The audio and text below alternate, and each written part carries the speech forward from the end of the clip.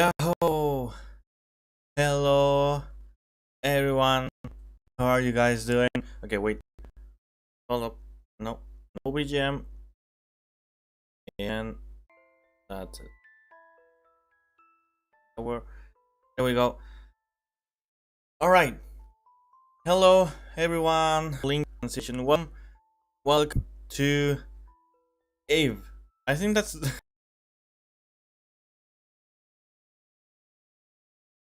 I think that's the right pronunciation. Oh. Okay, we are having some issues today. Yeah. We are having some issues today. Apparently, I don't know why. What's going on? My PC is going super slow today.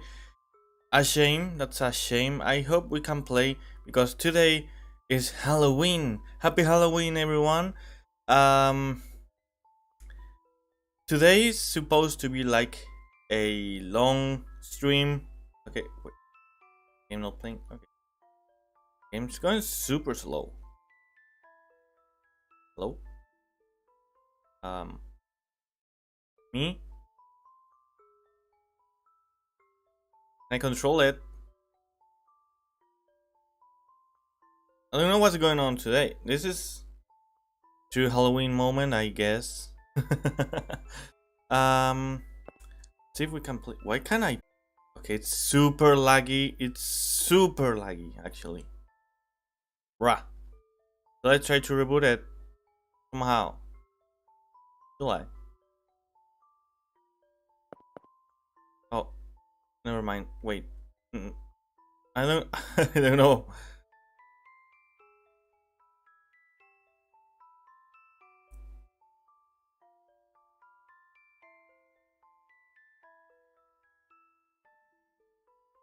Okay.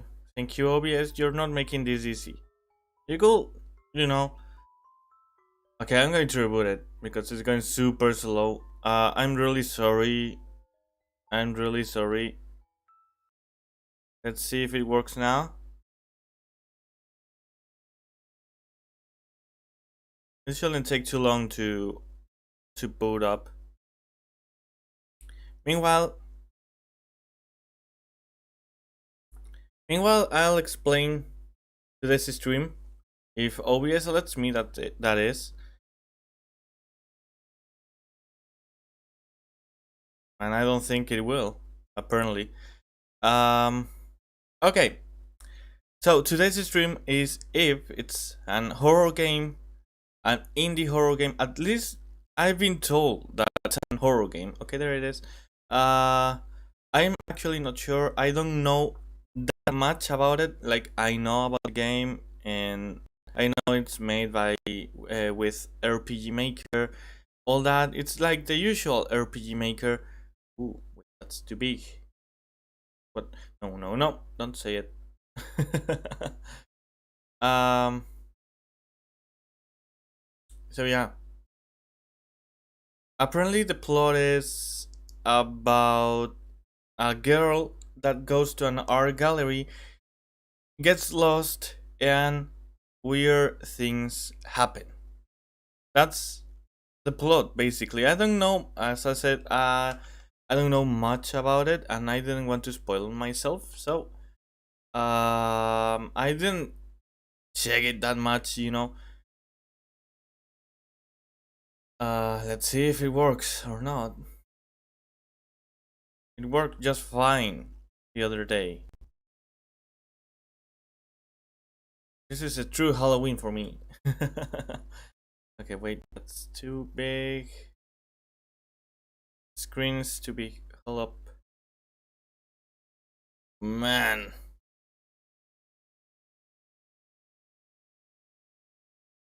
And it's taking its time.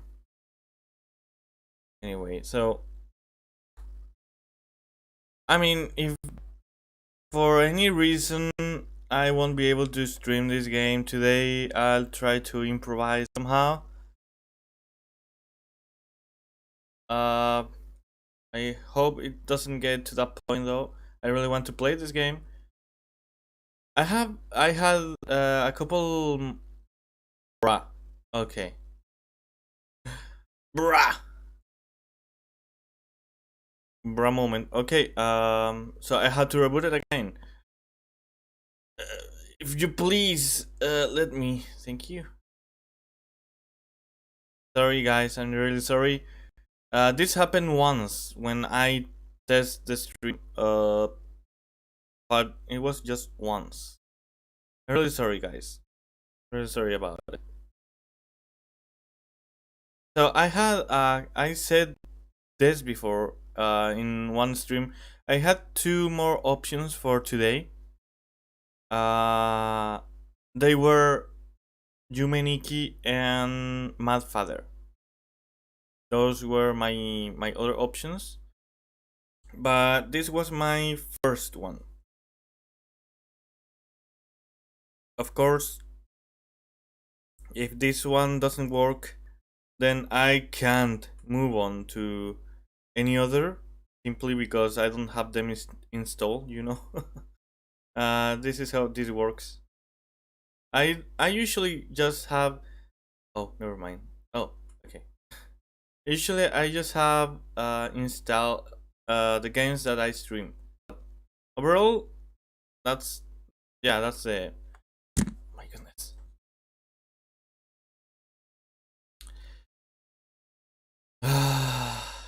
Oh my goodness, are you fucking kidding me? Bruh. Okay, um,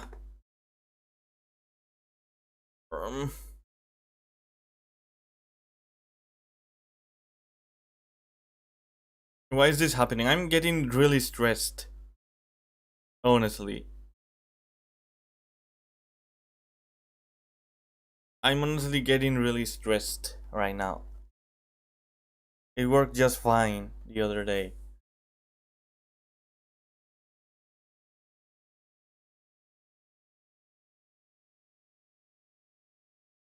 Okay, let's see if it works now. Hopefully, please.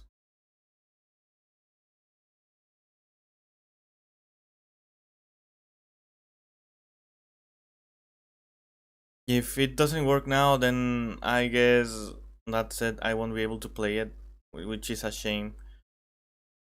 Uh, but it's surprising that I can because I could the other day. I think it's just one of those dumb days in which my PC just doesn't want to work. I arrived late simply because simply because it was super laggy and super slow, and I was late because of that. You kidding me? Please. Why is it not working? Why is it not working? It happened just once? Only once before. Can I really not stream this?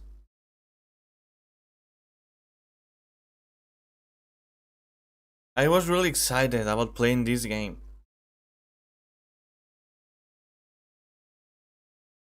I was really excited about it. Really, really excited. You have no idea how excited I was.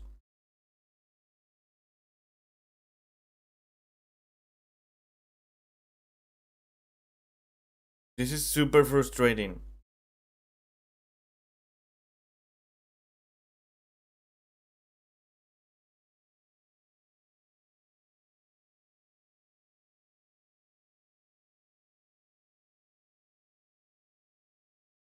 Meanwhile, I'll open my energy drink.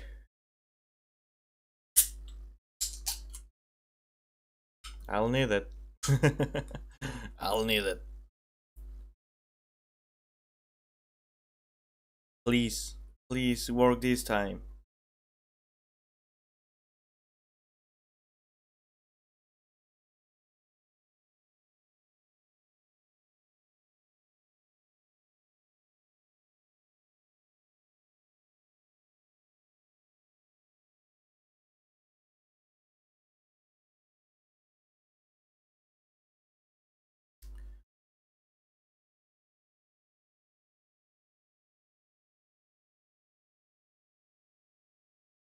Okay,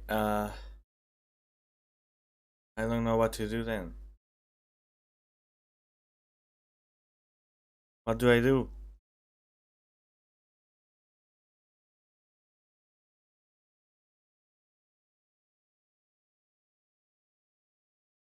I could try. Okay, I'm sorry guys. This is honestly really frustrating to me. Not simply because I wanted to stream this game. Also it's a very special day and I wanted it to be perfect, and I don't think I'll be able to. Uh and on top of that, it's been really frustrating days lately. And I thought with this I could somehow make things better, but I don't think that's going to be possible, so I'm sorry guys. Okay, I'll try something else. I'm really sorry. I'll change the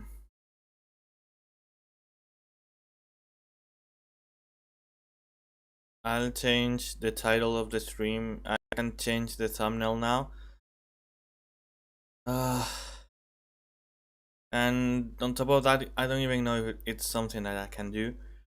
But I'll try to make something for today because you guys deserve it too. Okay. I don't think I'll be able to pull this out anyway, but are you guys even okay? I don't even know if you could hear me. I'm really sorry. I know you're not used to you're not used to hear myself being so down. But I'm human after all, am I not? Yeah.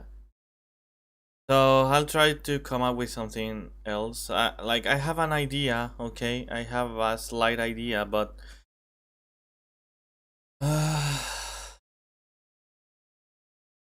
I don't even know if I can pull it out. Simply because I'm going to have to use my browser and it tends to lag when I'm streaming, so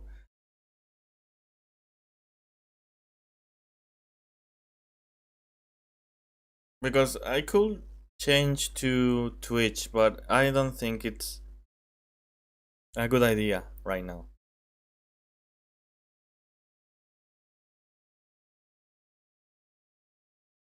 I really wanted to stream it.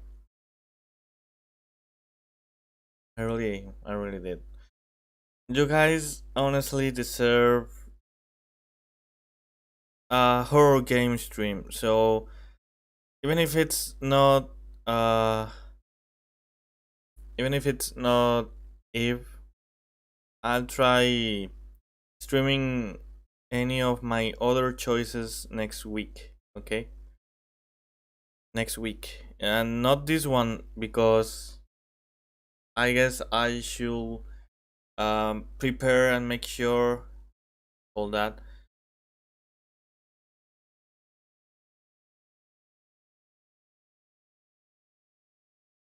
I'm changing the title right now.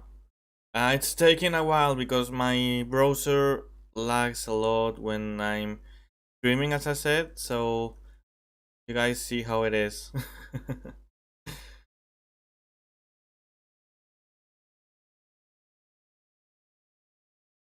It's my anniversary is really soon, by the way. There is a reason why I'm thinking about this right now. Okay. Uh,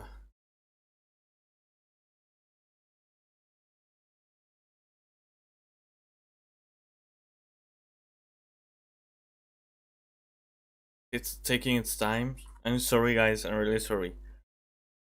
I'm really sorry. I don't know if you guys can see. I don't think you can. The title changing as I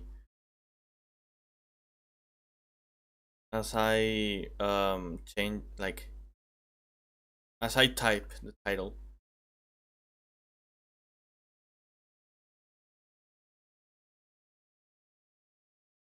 Okay. Alright. Okay, I changed the title now. I don't know if you guys can see it. And I should put like something there. Make sure that you guys, you know, people that come in, make sure that it's not going to be if.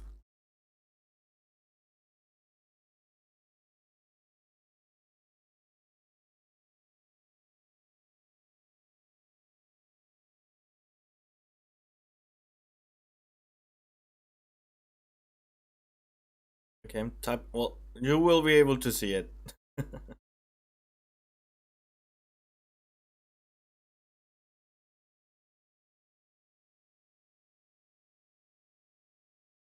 Okay.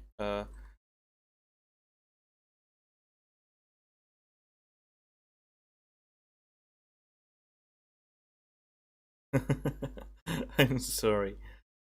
Okay, hold up.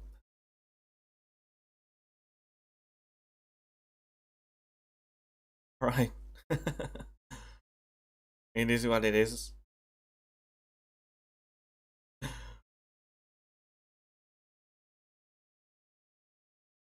Okay, I think it's clear.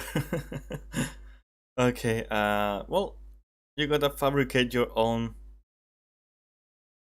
happiness, I guess. Okay, let me get, can you guys read it though? Wait, let me check. You can or not? I actually don't know. Oh, you can, okay. Perfect then.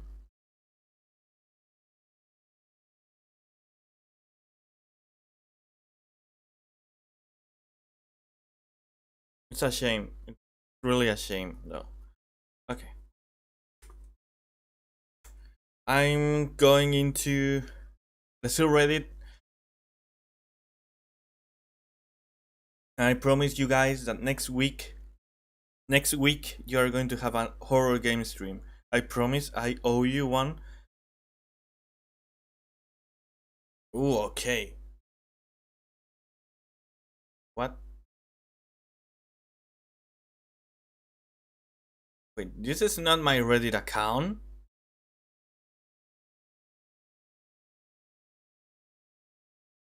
Well, anyway. Okay, let me fix a couple things though, real quick. Wait, I'll put. It's not really appropriate, but okay. Um, going really slow. Oh, this is going to take a while, is it not? Right now, the screen is. Oh my goodness, it's so white. I'm all in the dark. Okay, so the screen being in light mode, it's really burning my eyes. Let me change that real quick. I don't know why it's in light mode though. I always use dark mode. I love it. Dark mode, superiority, always.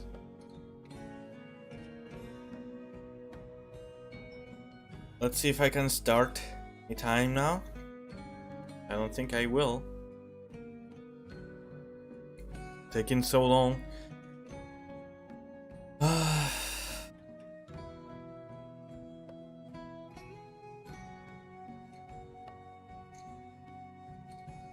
Depressing.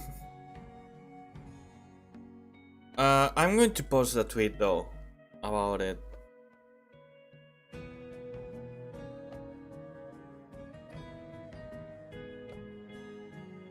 Meanwhile, I mean, because it's taking a while.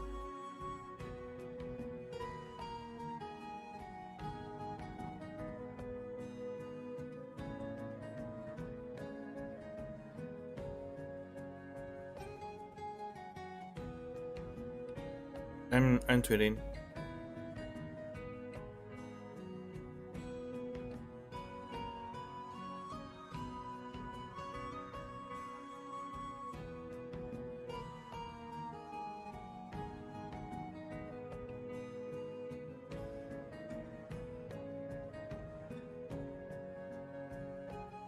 Okay, reposted.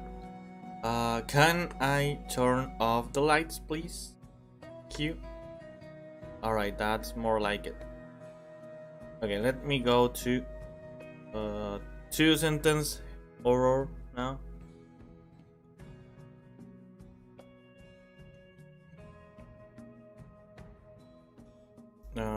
Two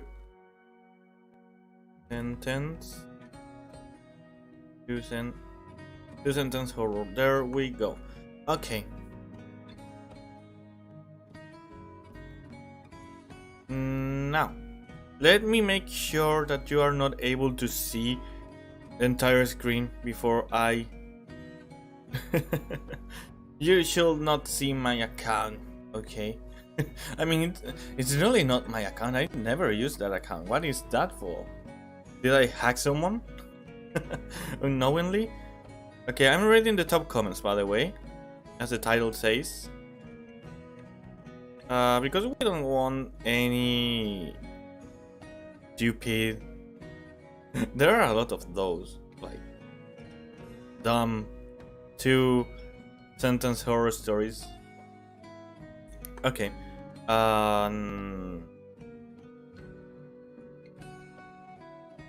Okay.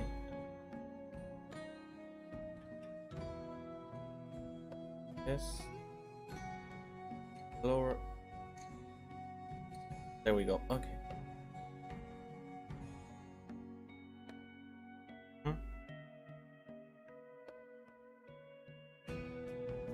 Okay. Now. I don't want you guys to see, okay? I don't want you guys to see. Okay. Can I make this bigger? Hold on. Because I can't barely see anything.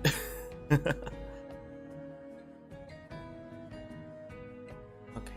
No, that's fine, that's fine.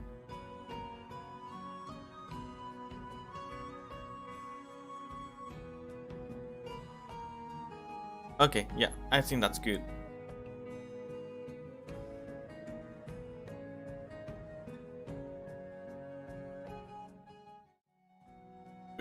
Okay. Why did I do that? Okay, there we go. Alright. 2-sentence horror, there we go. Wait, should I make it bigger though? You guys can see the sentence itself. Like this. Wait. Like that. Like this, yeah. That's surely fine, right? Okay. Let's go. This is not what I had intended for today. I'm really sorry, guys. But it is what it is. Okay. So let's see the first one. These are the top ones, by the way. So chances are that if you are into this subreddit, that you already saw them, okay, that you already read them. I didn't. I've never, like, I think I've been here before, but like a couple of times or so. I don't want to just read the sentences, okay? I just want to try and come up with interpretations for those, because usually 2-sentence horror stories are so short that the horror itself is not about you know, it's not about what you read, but the implications of it. So okay, let's read the first one. I'll try to be in the mood, okay? All my life, my parents have told me not to open the basement door. But I got curious and disobeyed them. What is that glowing ball in the sky? And why does it hurt my eyes? Okay. Okay. Okay. Okay. I did know this one. I did not this one because I watched a video about a Roblox game based on this sentence. And man, okay, this is very disturbing. Okay, so I think the main idea of this one is that, okay, when you read all my life my parents have told me not to open the basement door, but I got curious and disobeyed them.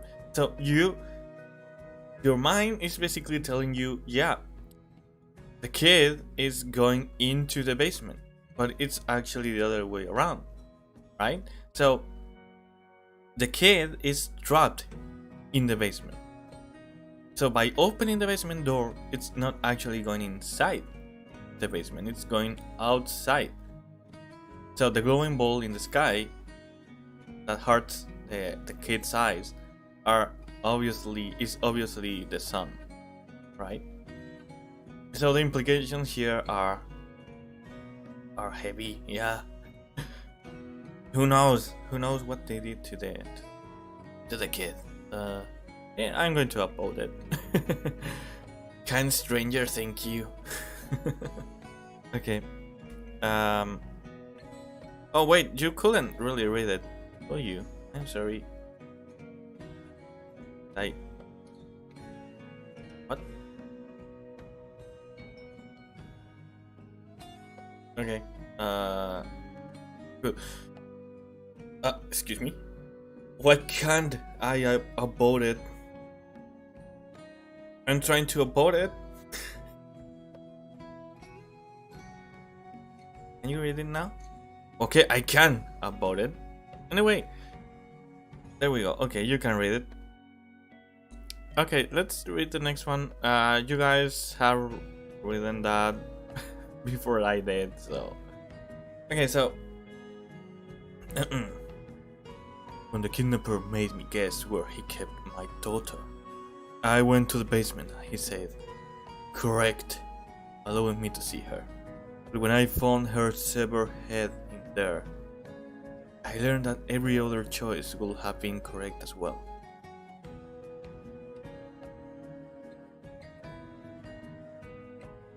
Oh shit, wait. Wait. When the kidnapper made me guess where he kept my daughter, I went for the basement and he said correct, allowing me to see her. When I found her severed head in there, I learned that every other choice would have been.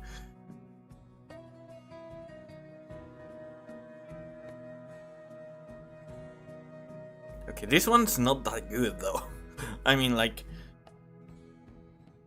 yeah, I think I understand what it says, but how many rooms are there in that house?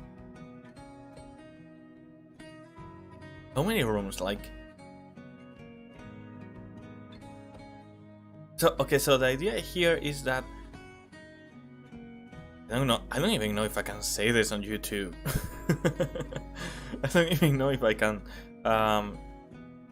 So the idea is basically that every single part of her body is in a different room, right? That's so. If so, there are only like 5 rooms? No, wait, 6 rooms. No? Like around 6 rooms in that house? I don't know, that doesn't make much sense. I'm not being spooked so far. I'm brave enough. Okay, next one. I have been working on stories to compete with the best on this sub, but I'm finding it near impossible. I'm beginning to think some of you are just making yours up.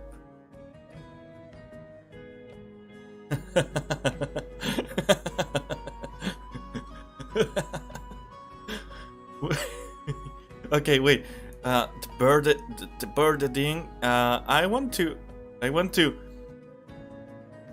to see if you posted more on this subreddit.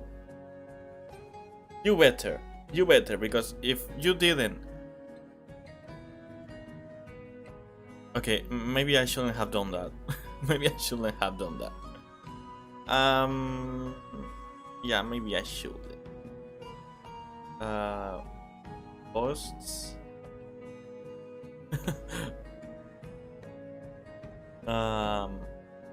I can't sort it out by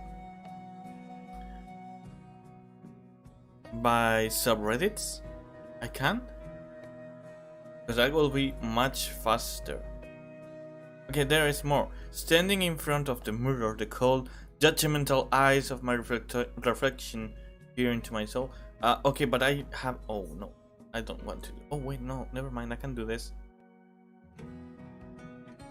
Removed. Why? What did blood do? I was awoken by sudden shaking for the third time this week. We still don't know what's causing the tremors, but the warm glow of Mount Vesuvius helps calm my nerves. Okay, you didn't do that. The birthday thing. I'm sorry, you didn't do that.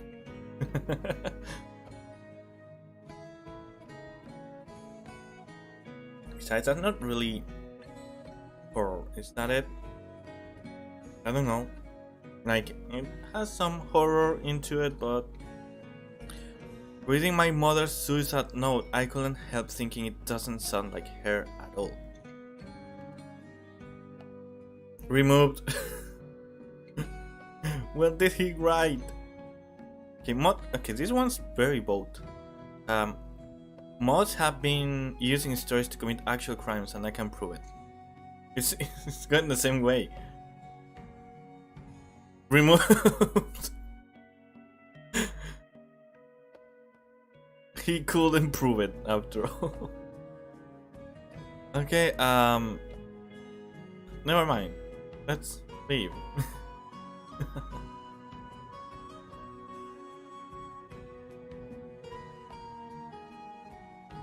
Take your time. There we go.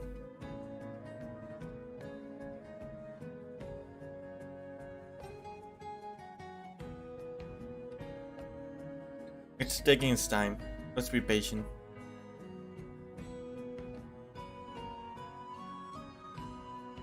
There we go. Okay, I'm glad I didn't scroll that much.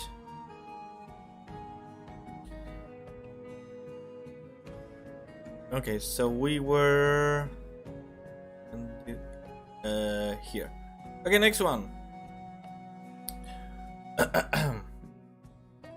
Whenever I consider killing myself to escape my parents' abuse, I just recite my mantra, you don't deserve to die. Ironically, now that they are all hungry, covered in bed sores and begging to be put out of their misery, I still have the same mantra. Okay, wait, this one's... What? I didn't understand, wait.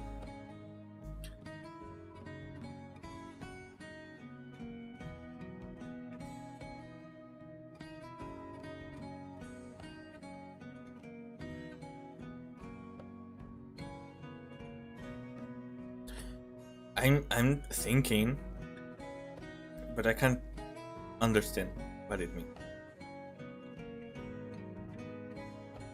Whenever I consider killing myself to escape my parents' abuse, I just recite my mantra, you don't deserve to die. Ironically, now that they are all hungry, covered in bed sores, and begging to be put out of their misery, their parents, I guess, I still have the same mantra. You don't deserve to die. Oh, okay, that's clever. Okay, wait, that's clever. Wait, that's pretty clever, actually. Can I upvote it? I like that, actually. Tell me about it, please. Okay, I think it let me this time. No, never mind. I don't know why, but okay. Okay, so when he says you don't deserve to die, right? You, and probably in this sentence, it is right. No, I don't know. But in this sentence, you guess that the mantra is about the person saying it, right? It's talking to his, or they're talking to themselves. But in reality, it's about their parents. They don't deserve to die, so they keep torturing them. Wow. Okay, no, that was a good one. That was a very good one. I like that one. Not spooky though. Spooky. She said, last time we were stuck in a time loop. Which really pisses me off because that's what she said last time. Ah! Okay, wait. That's a good one. That's a really good one. But I don't see the horror of it. I don't see the horror of this story. We are stuck in a time loop, which really pisses me off because that's what she said last time. We're stuck in a time loop, which really pisses me off because that's what she said last time. We're stuck in a time loop, which really pisses me off because that's what she said last time. We're stuck in a time loop, which really pisses me off because that's what she said last time. We're stuck in a time loop, which really pisses me off because that's what she said last time. We're stuck in a time loop, which really pisses me off because that's what she said last time. Okay, I stop. I stop. Okay, no, I like that's a clever one, but I don't see the horror of it. Sorry. But I really liked how it's written, how they use the 2-sentence limitation to make an infinite story. That's clever. Good one. Congratulations, Daeyoon. Okay. I framed first letter as a police officer from a woman thanking me after I had supported her through her daughter's suicide. I passed it in my hallway every day for nearly 8 years before realizing the handwriting was the same as on the girl's suicide.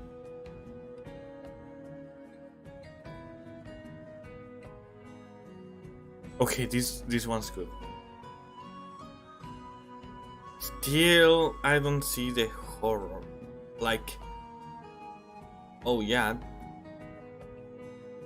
I mean, if I'm guessing the plot of this story, it's like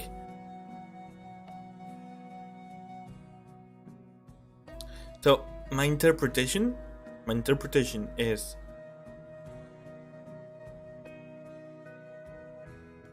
wait, I'm thinking.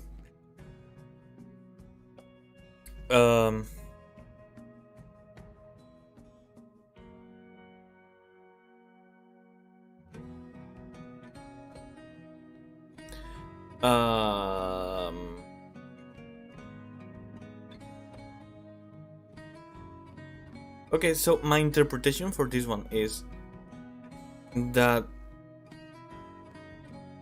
the woman's daughter didn't suicide, right? It's more like the woman killed her, right? Is that it?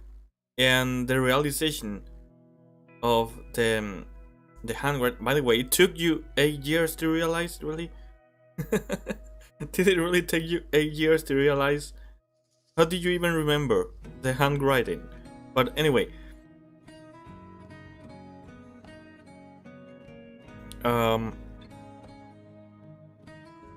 so if that's the case, this is not really like a scary story. Like, yeah, sure, the woman killed her daughter, but it's not like she's a serial killer, right?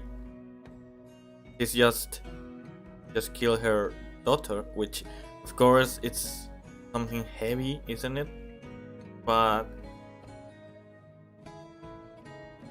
Anyway, no, I don't really see it. Like, it's not really scary that someone kills someone, even if it's her daughter. It's just scary if you know that you are at risk and there's no indication that you are in danger. There's no indication of that. That's my issue with this one story. But it's really clever, I really liked it, nonetheless. Still, I'm not being spooked. I'm not feeling spooked at all.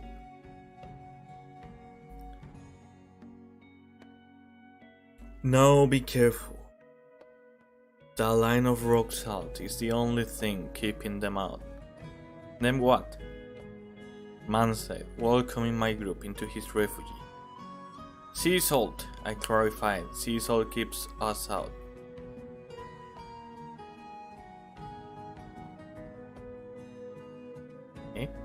Okay, I don't understand this, but I have a feeling that this one's actually scary. Okay, now be careful. That line of rock salt is the only thing keeping them out. Man said, welcoming my group into his refugee. Sea salt, I clarified. Sea salt keeps us out. Okay. I think I understand. The only thing that I don't understand is the salt. Like, wait, can I read the comments? I really appreciate that. Because I didn't really understand. Like, I'm guessing that they inadvertently put themselves in danger, right? That's my implication. I just don't understand salt's implication and what different kind of salts make a difference. Let's see if it loads. By the way, I opened a different tab simply because, you know,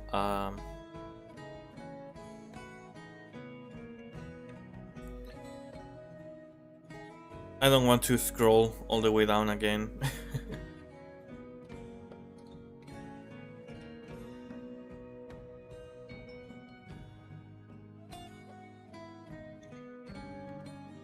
Let's see if it loads. Look at the Reddit logo. It's weird.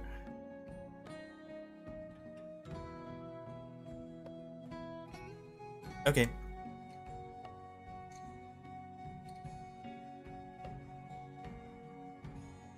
Oh, I couldn't upload the posts, yeah, because they cannot be cast. Okay, because the thread is archived, yeah. Okay. This is a good one. Can someone give a quick explanation of the lore behind salt being used to keep evil at bay? I'm familiar with it, but not sure if there's any reasoning behind it. Salt is associated with purity and is thus repulsive to corrupt or impure forces. Other pure substances such as silver or oil have similar lore. Yeah, for example the vampires, right? This is also where the thing about vampires not seeing themselves in mirrors come from. Mirrors used to be made of silver, and as vampires are impure, the silver did not show their reflection. Okay, I understand now. Thank you, comment section. Thank you very much. Let's keep going. My husband. Okay, no. Let's get into the mood. Okay, let's get into the mood. It's spooky season.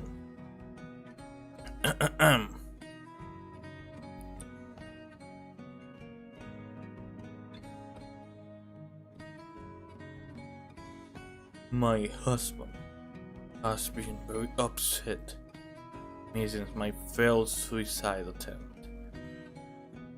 He's crying non-stop and he won't acknowledge me. Ah, my goodness. This is not scary, and this is not clever. Why is this? Of course you deleted yourself. You're a cunt. Of course you did. Deserved. Okay, no, I'm being too rough. Honestly, I think there are way better stories than this. I mean, it's not bad. The plot twist is good, but it's really simple, and there's not really any kind of horror into it.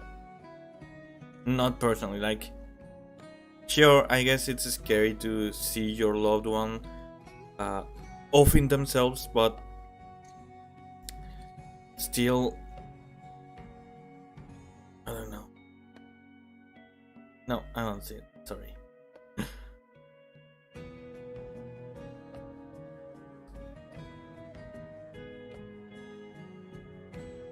I was born blind, but was lucky enough to have a loving mother who took care of my every need. Don't tell me, please. I still didn't read the second sentence, but I bet my life here that it's a story about either an unborn child, some sort of parasitic relationship, something like that. I bet my life.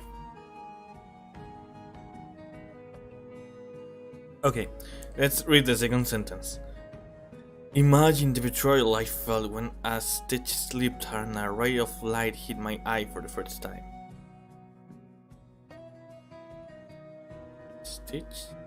Wait, what is that? I think I was in the right, but I don't know what a stitch is. I'm checking, sorry. Oh, the light. Stitch. Oh, fuck.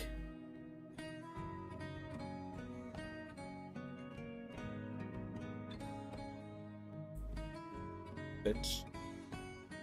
Okay.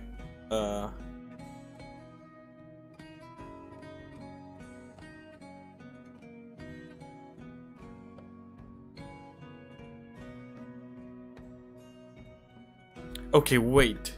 I'm not understanding this. Like, I think I was in the right, but it kind of sounds like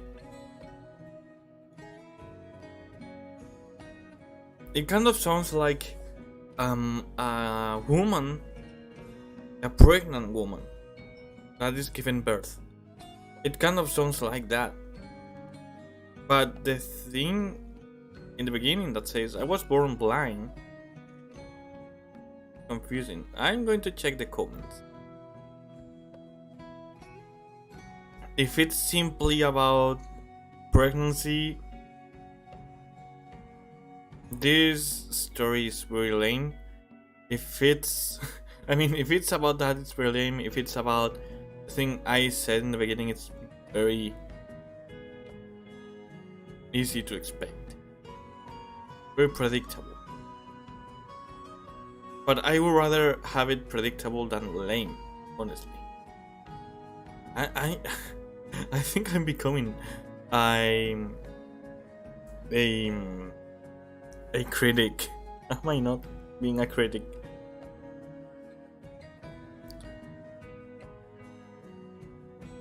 Let's see if it loads.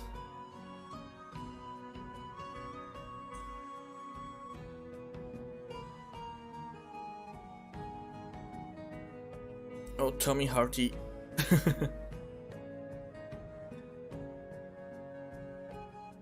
It's loading. Well, I mean, you can see it, and you know. There we go.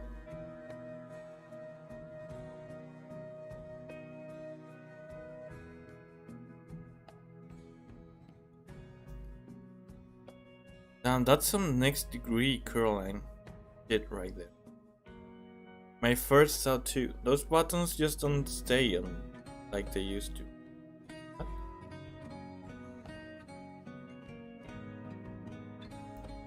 Okay, but why are they talking about Caroline?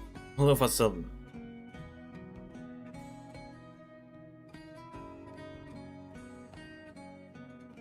Okay, that's just...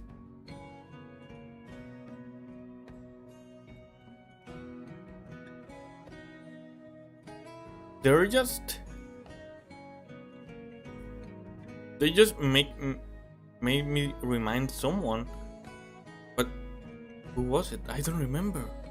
Someone I talked with not so long ago. That their favorite movie was Coraline. Oh yeah, okay, it was a classmate. Yeah. Okay, but why are they talking about Coraline and not about the actual story?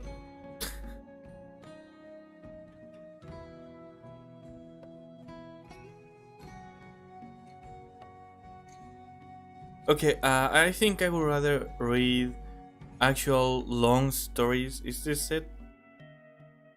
Is this about that? I would rather read long stories, or at least longer than... I feel like they are going to be scarier, honestly.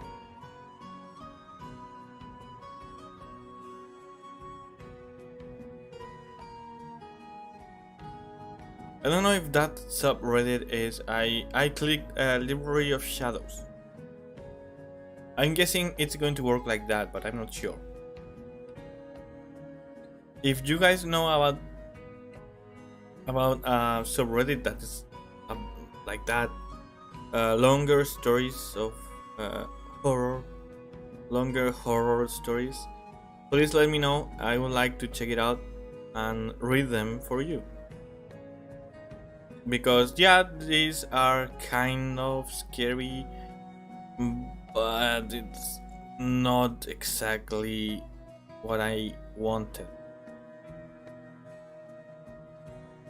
They are fine, but it's very easy to be scared with just 2 sentences. You need to give a lot of information to make someone scared just with text. You understand what I mean, I guess.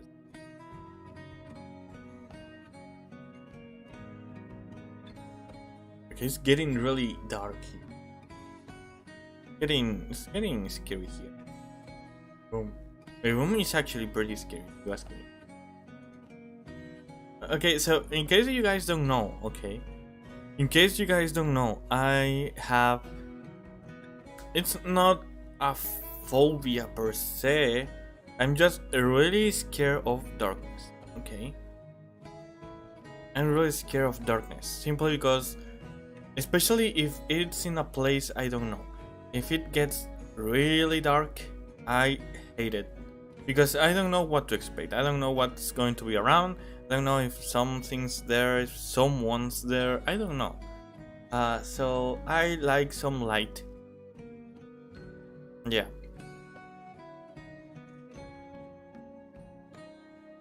Okay, did it load already, please? It's taking its time. It's going really slow, slower than before, I think.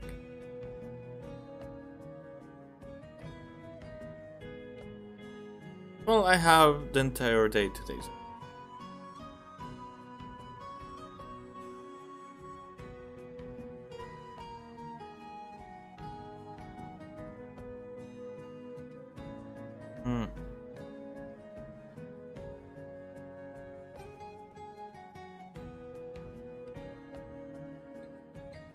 All this time just for it to not be the subreddit, the kind of subreddit I expected it to.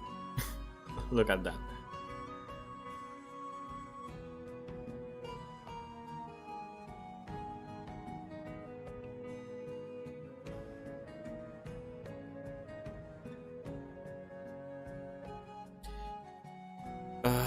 Okay, I think it's taking way too long. Is this even normal? I don't think it is.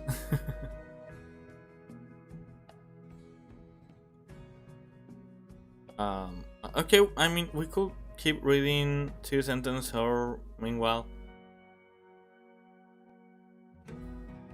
Yeah, let's do that. I never understood that one. That one post, but okay. As I slit her throat, I looked in her unblinking eyes and realized too late that she wanted. I knew it to be true because mirrors don't lie.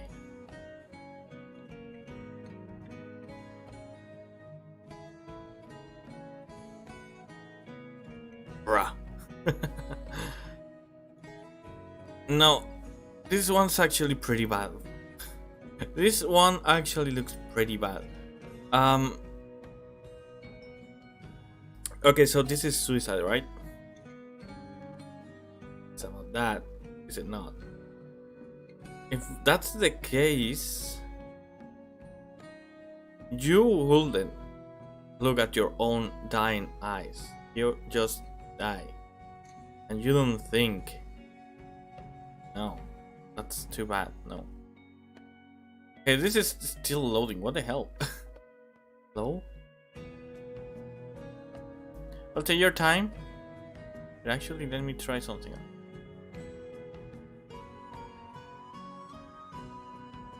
Or maybe no sleep? I don't know. Let's try that one out. Oh, let's continue meanwhile. Please take me instead, I screamed, grabbing at the two men who took my child. Sorry ma'am, children only, they said as they continued loading up the last lifeboat on the ship.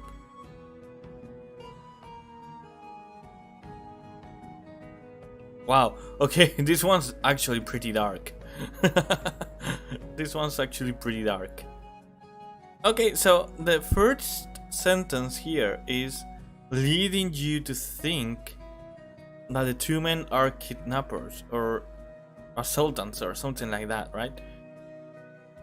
But they are actually in a sinking ship, which means that the woman here is saying, yeah, fuck the child. I just want to save myself. Mother of the year. I mean, we've seen wars in previous stories, really.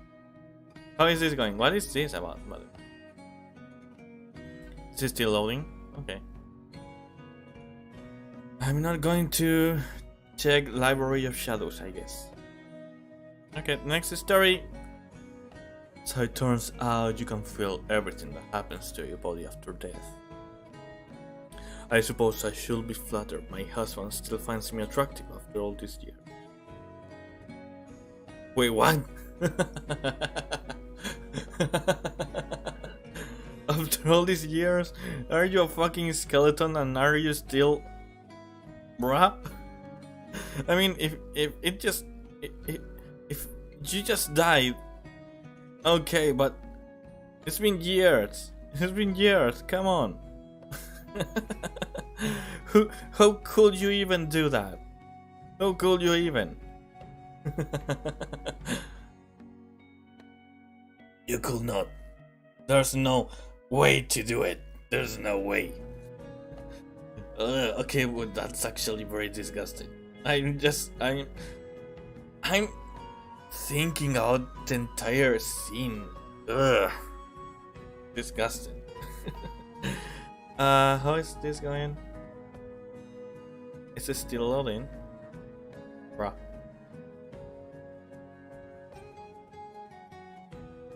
Bruh, okay. I guess we won't check any other subreddit after all. Let's keep going, shall we?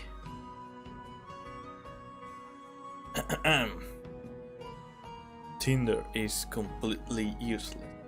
I don't have a single match. I don't find another way to start a campfire tonight. I'll freeze to death.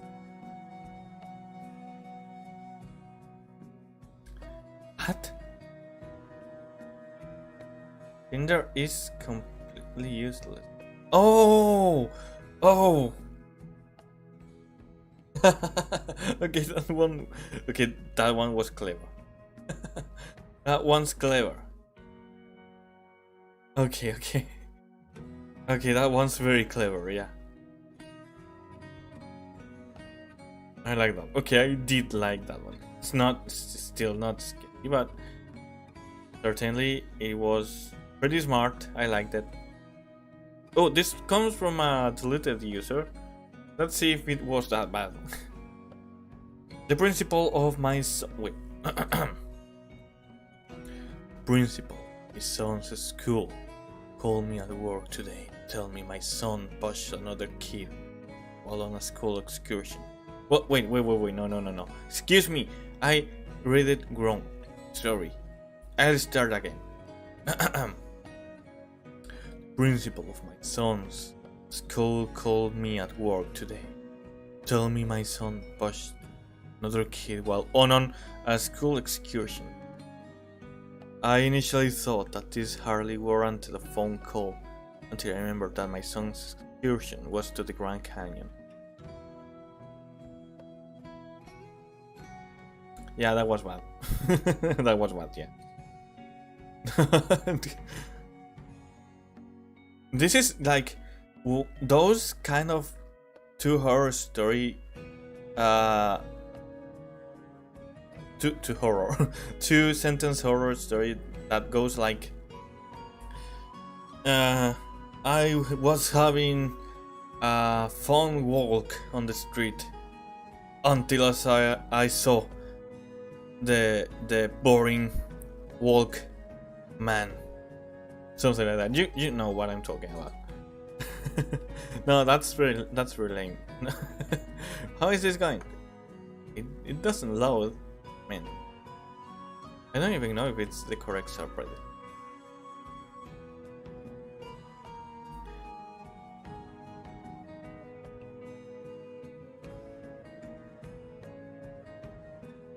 It's not being scary at all. It's not being a scary stream at all. Okay, when the tsunamis hit, most people were evacuated.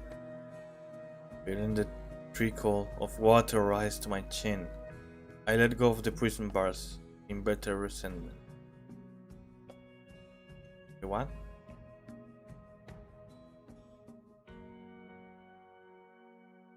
Wait, what? Okay, wait. I'm thinking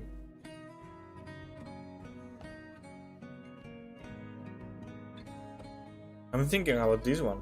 I don't quite understand what it means. When the tsunamis hit, most people were evacuated. Feeling the trickle of water rise to my chin, I let go of the prison bars in bitter resentment. Okay. Does this mean that this person specifically was abandoned, or that all of the prisoners were abandoned? I don't know, but I mean, the thought of being left to drown is actually pretty scary, if you ask me. Like, dying drown? Okay, that's actually a very sensitive topic these days. That's a very awful way to die, is it not? So it's actually pretty terrifying. Okay, that one, I accept that one.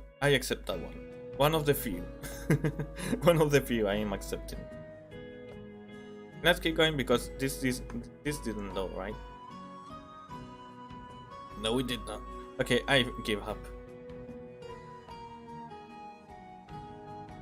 Okay, let's read the first sentence. For my last wish, I wish my dad to be alive again.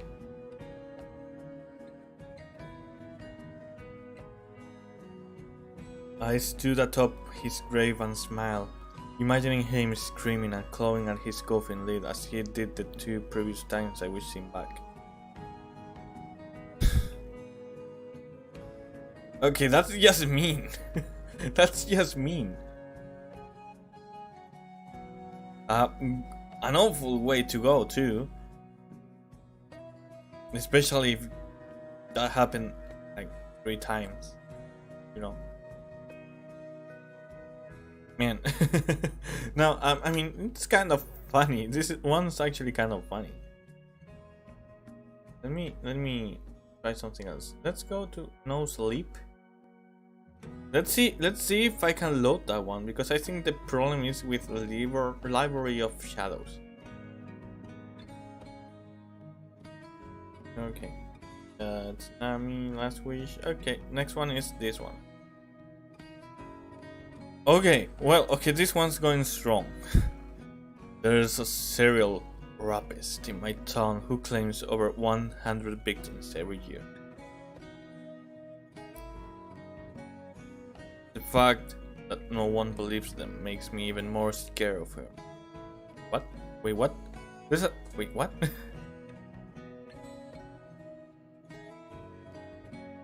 Hi, saw you in my recommended and thought I'd drop by. I love this kind of red bots, even if they're not that scary. Well, thank you for coming. Thank you for coming. I really appreciate it. I hope you enjoyed the stream. I try my best to make them scary, but it's actually pretty difficult. Yeah, I'm trying to access different subreddits to see the.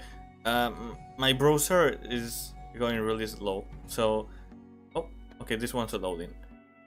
So if you know any subreddit that is actually kind of scary, let me know and I'll try to check them out. Meanwhile, I mean, we're having at least I am having kind of fun here. Like, I'm trying to make them scary, but most of them are actually pretty funny. Okay, wait, but I didn't understand this one. There's a serial rapist in my town who claims over 100 victims every year. The fact that no one believes them makes me even more scared of her. But I don't understand what this means. How is this?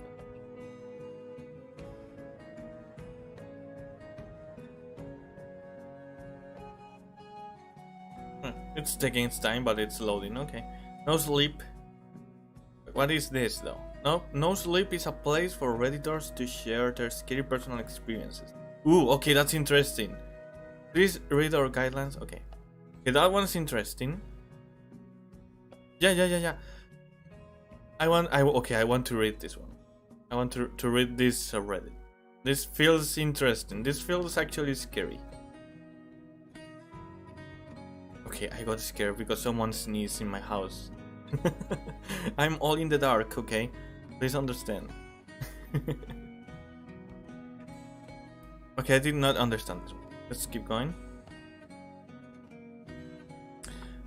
So it's 2020, the time traveler said. Very early and from the looks of it, he muttered under his breath. You know,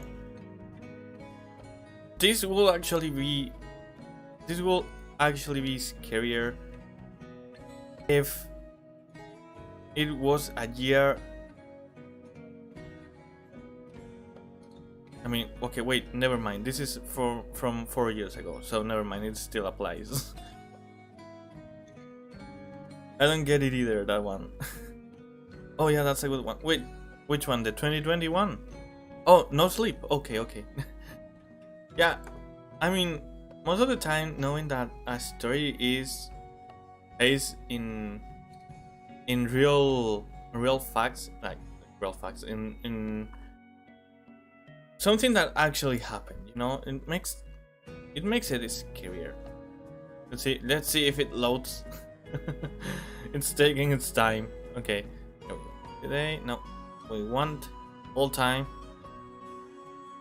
I think I can come up with some scary stories myself, but I don't remember right now. You guys can share your own scary stories if you have any. Like, I have some stories that my sister shared, but it's not being proven. Okay.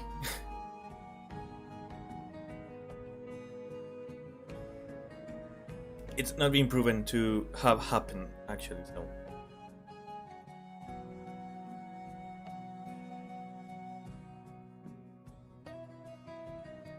There are some stories that genuinely made me lose sleep.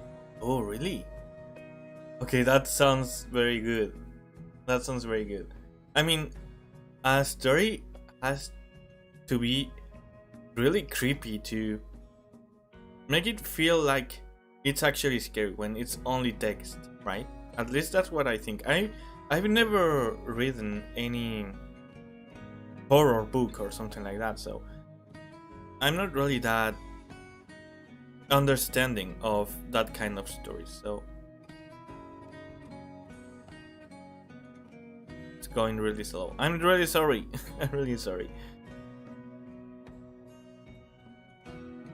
Well, I can talk because we were going to play Eve today and it couldn't happen, so I actually have a couple of stories regarding, well, one of them is not really that bad because, okay, I have an actual story about art galleries that was very scary.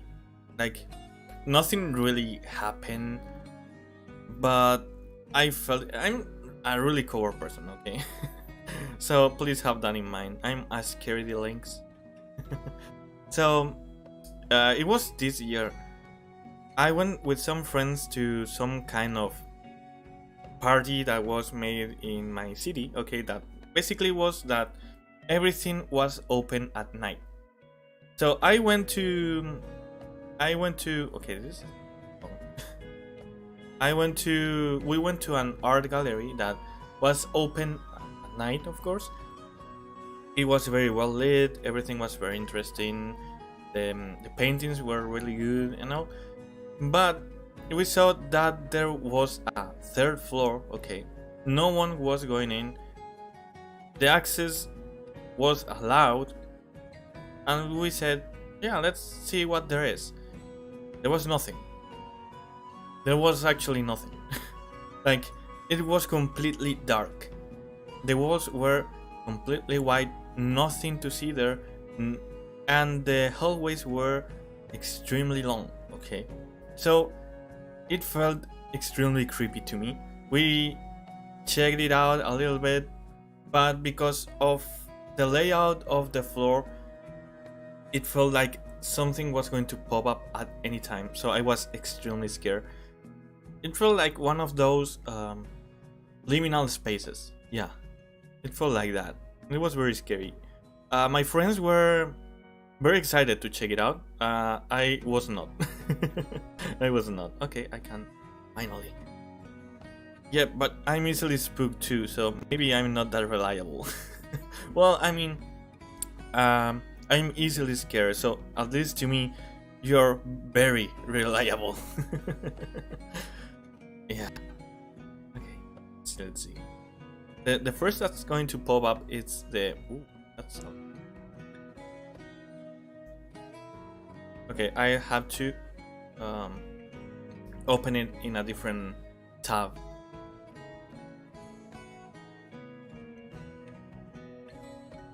The heck is it even? Wait. The heck, is it even an art gallery or was it the back rooms? It kind of felt like the back rooms, actually. It actually felt like that. Like, I told my best friend who was there, I told him, like, it feels like suddenly you turn around and there's going to be someone still at the other side of the hallway, and then they will start chasing you. It really felt like that. It was especially one hallway that had no exit whatsoever, okay, and was extremely narrow. I don't know, it felt really creepy. I think they recently had some paintings in that floor. I'm not sure, but back then it was completely empty. Yeah. Okay, let's see if it loads. I hope it's not like this all the time. Okay, I'm going to close the 2-sentence horror tab. See if that helps.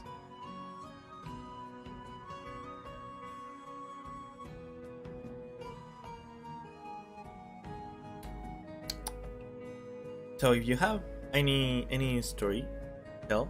I'm all ears. We are in no sleep, no sleep moment.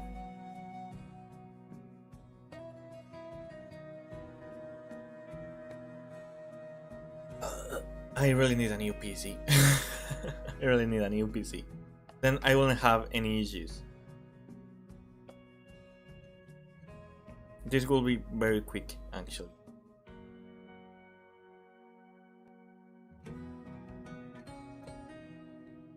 It's almost there, though. It's almost there. Okay. Okay, it's titled My Sugar Daddy Asks Me for Weird Favors. That sounds good. We are up for a good start. Yeah. Oh, see, they were like still setting the art gallery up, huh? Maybe, but there was nothing there, so I don't know. It was really weird.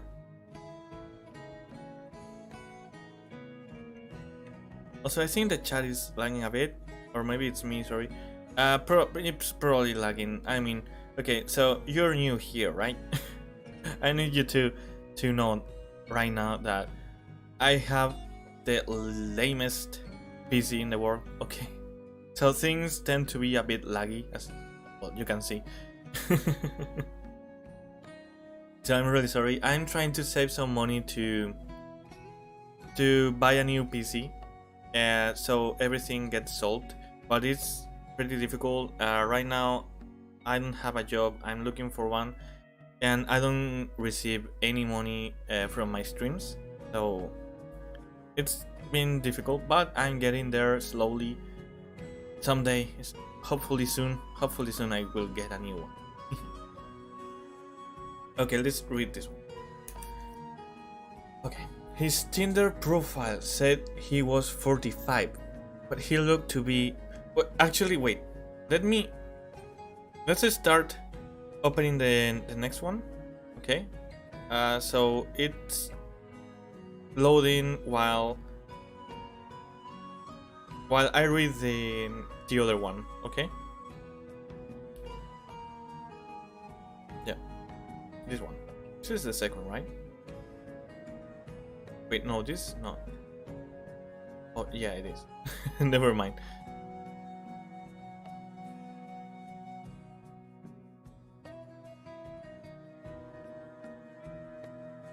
Okay, let's start reading.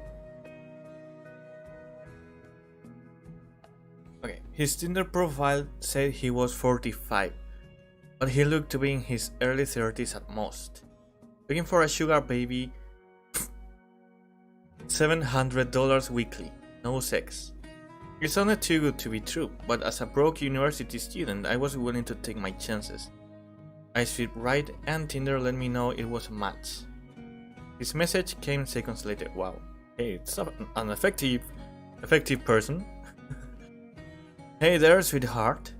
I cringe at that word. I hated it, but $700 was $700, so I sucked it up and replied, "Hey." It's not going down. Hey, react. Wait. This is loading. Perfect.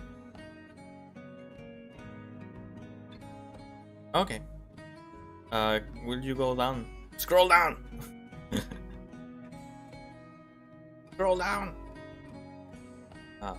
Okay, it's got stuck. Anyway, I can still read. So, okay. Wait, can you read that?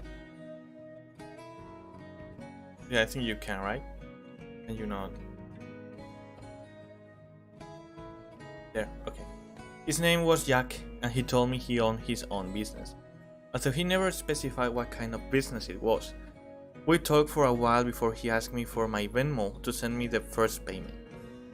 After a few minutes, I got the notification.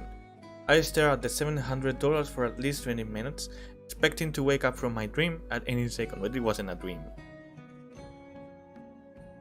Oh, I see. Hey, no worries. I wish everything got great for you. You got this. Thank you very much. Thank you very much. I really appreciate it. It actually means a lot that people come to my streams and chat. It's always fine to. It's always very nice to have someone to chat with. So, yeah, I really appreciate your support. Thank you very much. Not the winky face. I mean, you need to earn that money, you know. You still there? I clicked on the message. Yeah, sorry. If you don't mind me asking, what are you looking for in return? I stared at the chat until he replied, I'm just looking for you to do a few favors to me. That sounded like it was going to be sexual to me. Yeah, I mean, it does sound like that. Like what? For example, the first thing I need you to do is pick up a delivery for me. That sounded innocent enough, but I was still expecting there to be some kind of twist. $700 to pick up a package? Come on, even I wasn't that naive. From the post office or something? No, I'll send you the address, but I'd rather not do this through Tinder. You got Kick, or you can give me your number. Okay. Kick? What was this? 2011? I don't even know what Kick is. What is a Kick? I never heard about that. I decided to give him my number instead, and he texted me the address immediately, followed by the address to his house where I will have to drop off the package. I'm not home right now, but there's a key on the bottom of the blue flower pot near the door. Go inside and put the package on the coffee table in the living room. Make sure that you lock the door when you go inside the house, and then lock it again when you leave. I grabbed my car keys and wallet and got into my car, putting the address into Google Maps. Got it, on my way. I don't know where this is going. I'm extremely lost right now. My phone buzzed as I back out of my driveway. I'm serious, lock the door both times, please. I thought that was a little excessive, but I promised him that I would. The house looked abandoned. It had a broken chain link fence around it, with a small door that was hanging onto dear life. It stuck out like a sore thumb, surrounded by houses that were a lot nicer than this one in comparison. You're here for Jack's shit? Jack's shit? What? Look, it be actual. Yeah. I looked up to see a man standing in the open doorway of the house. He took up almost the entire space, his head skimming the top of the doorframe. He was huge in height and muscles, and his entire torso was covered in tattoos. Yeah, I guess, I replied, not moving from my spot on the sidewalk. This is a long story, actually. I like that. Stay right there, he said. I did. I actually don't think I would have moved if he had asked me to.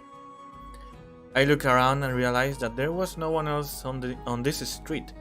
There was a 21-year-old woman alone in the street. I read my car keys. I think it's like MySpace, but even older. But come on now, who gives out their number? Yeah, that's true. Like MySpace, but even older. Oh, what? It went up. Alone? I didn't do anything. What the hell? That's scary. Okay, where was I? Okay, there. A few minutes later, the man came back out carrying a cardboard box. It was about the size of a shoebox, but stained and damp on some of the corners. Okay, that's not looking good. Can you open your car? He asked. I opened the trunk, not wanting that inside on my car seats, and he set it in. Alright, there you go, he said. Thanks, I replied. I walked around to the driver's side of the car and opened the door. "Oh, and one more thing," he said. I looked at him. "Watch out." "Oh, again!" "What's going on?" Let's scroll down now, I think. Okay, that was weird. What's going on? Okay. "Watch out," he said. I didn't reply. I blasted my music as I drove to Jack's house, hoping it would drown out my anxiety. It didn't. I parked my car in the stone driveway and stayed inside the car, admiring the house. It was a huge house, with stone pillars on the front porch and the greenest grass I had ever seen in my life. I turned the car off and got out. I grabbed the package and walked to the front door, getting the key from where he said it would be. Oh, the no sleep is getting you. the no sleep ghost. Is that it? Okay, it actually freaked me out. Oh, just stop! It's freaking me out, actually. I'm all in the dark right now, okay? Just for some context. Okay, why is that happening though? It's kind of annoying. Okay, where were we? Where were we? Around here, I think.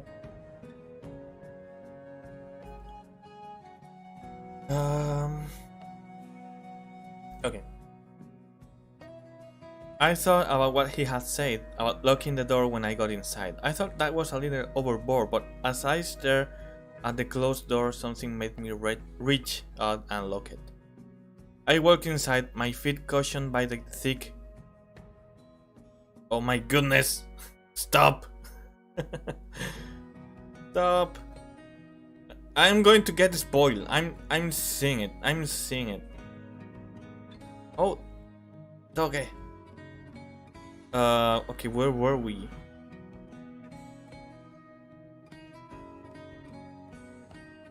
Where were we? Okay, here. I walked inside, my feet cushioned by the thick maroon carpet, and admired the inside of the house. All the furniture was wooden and looked incredibly expensive. I would probably finish school a dozen times with the money that it took to furnish this place. Okay, that's relatable as fuck. I set the package down on the coffee... Oh, drone.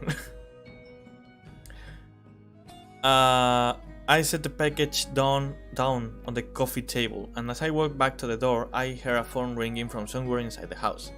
I froze. In my pocket, my phone buzzed. I took it out to look. Don't answer any calls that aren't from Marvin. I put my phone back and followed the sound of the phone, poking my head into a few different rooms before I found it in an office. I walked over to the desk and looked at the caller ID. Incoming call from Jack. That was all. Gotta find the nearest box to hide in Rinku. I already found one. Thank you. Thank you, I need it. Okay, I actually don't know how scary is this story going to get, so maybe I do need one. Maybe I do need one. I appreciate your concern. Okay, let's keep. Okay, I grabbed my phone to look at the message again. I was starting to get a little bit creeped out and decided I wouldn't answer, just to be safe, and left the house, remembering to lock the door as I left.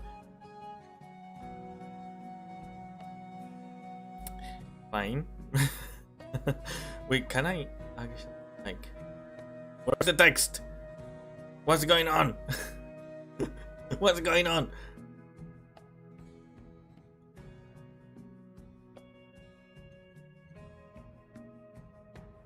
What's going on? Hey! Hey!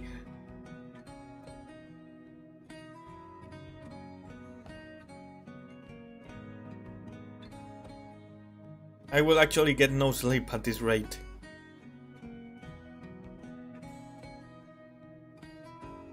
Hell? Why is there no text? Where's the text?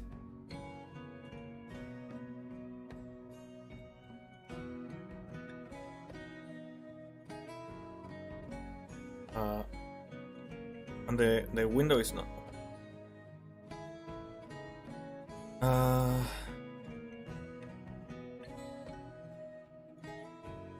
This is kind of annoying though. Okay, it's around here. Yeah.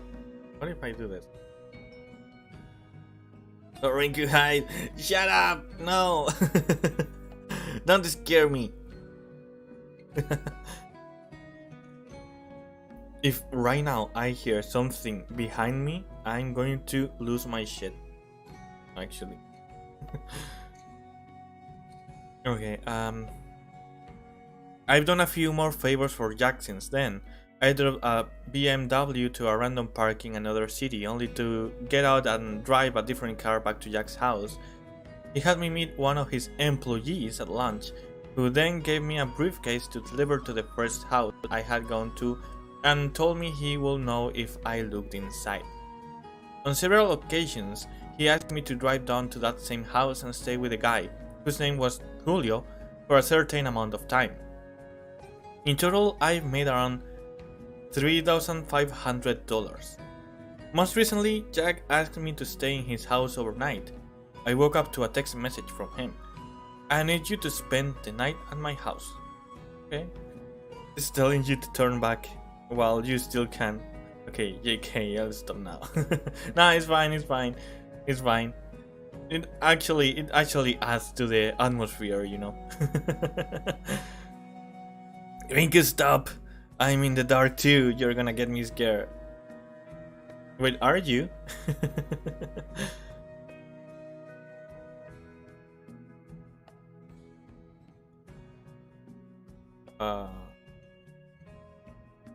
Okay, there we go. I hadn't ever seen him in person, but I had talked to him on the phone a few times.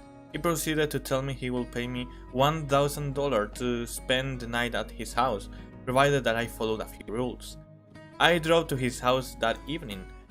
Driveway was empty, and it normally was, but the porch light was on. I walked up, unlocked the door, went inside, and then locked it again. Everything in the house looked the same. Jack had told me over the phone that he would leave the list of rules on the dining room table. I set all my stuff down in the living room. Earlier I said living room. In the living room, my bags looked like garbage compared to the fancy furniture in there. I wandered into the kitchen and then to the dining room. Sure enough, there was a piece of paper on the wooden table, held down by an empty glass. Lock the door when you come in. Only answer calls from Marvin. Don't turn on any faucets between 9 p.m. and 11 p.m. Don't open the door for anyone, no matter who they say they are, after 10 p.m. If the door to the closet at the end of the hall is open, sleep in the library. If closed, sleep in any of the bedrooms. What? The gardener comes at midnight. If he starts knocking on the windows, hide. What is this? Five Nights at Freddy's? This is literally Five Nights at Freddy's. Turn the TV on and let it play on static through the night. Do not forget to do this. Help yourself to anything in the fridge. Smiley. After all that, smiley. I'll pay you in the morning. Good night. Yeah, good night. Thank you for your time. I made sure to follow all the rules. To be honest, I was regretting my decision, but seeing as I was already here and I was getting paid, I decided to stay anyway. I figure as long as I follow all the rules, I'll be perfectly fine. Still, it felt a little odd. What was this? A haunted house? It was Five Nights at Freddy's. Nevertheless, I lounged around the house for a few hours, as I was planning on going to sleep around 9, since that's the time that all the weird shit will begin to happen. At 8:50, I brushed my teeth, using the faucet for the last time before 9. I checked the closet in the hallway, and upon seeing that it was open, I moved my stuff into the library and got ready to sleep on the couch. I locked two doors just in case and laid on the couch, scrolling through my phone. I hadn't gotten any more messages from Jack, and I started to think up scenarios and reasons as to why he has such strict, peculiar sets of rules in his house. Honestly, as sketchy as it is, if my job is to just sleep and then get paid the next morning, stick me up. I mean, yeah, it doesn't sound that bad if you follow the rules, right? You should be fine. You should be fine. You're probably not dying or anything. Nothing bad's going to happen. Oh yeah, the smiley face really helps. Yeah, it just makes the mood a little bit easier, right? It's not as bad if it ends with a smiley. You may get killed, smiley face. But it's okay. Good night. Have sweet dreams.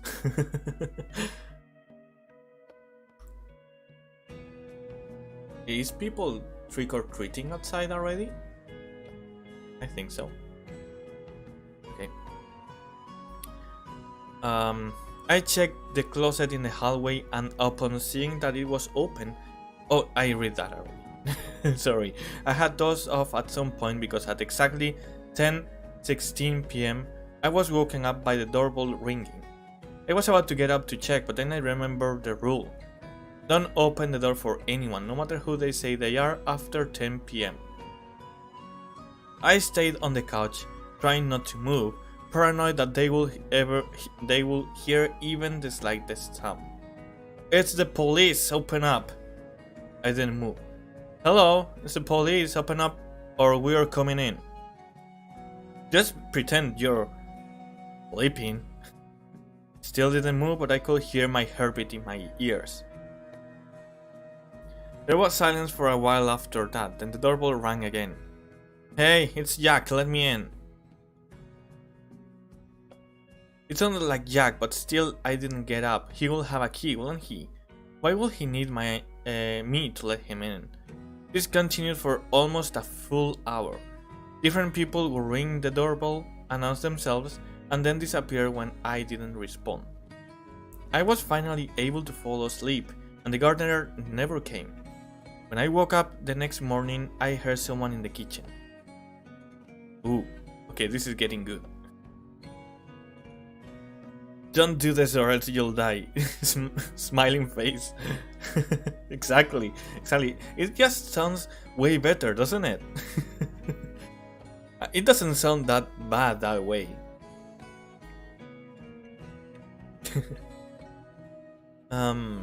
I got up slowly and unlocked the door as quietly as... Okay, that scared me.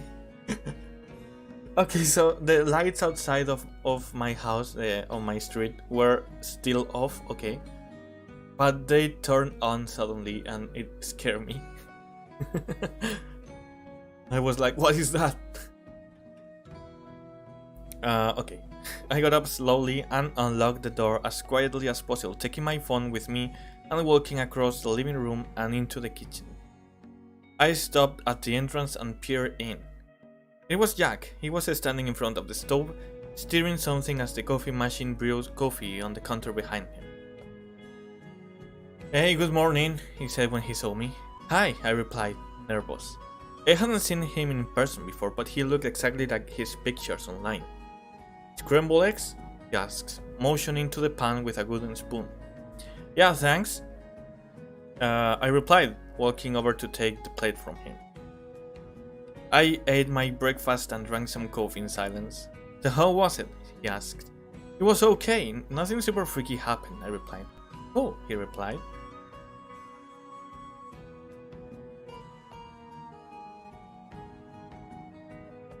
Okay, I actually don't know where this is going. I'm really lost right now. Rinku, perfect timing. I mean, yeah, exactly when it was getting interesting, I got jump scare in real life. Jump scare by lights. This is a new one. Okay, there was an awkwardness in the room.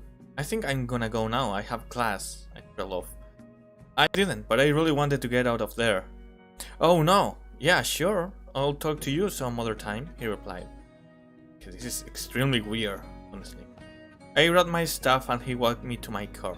I could see him standing in the driveway, staring at me as I left.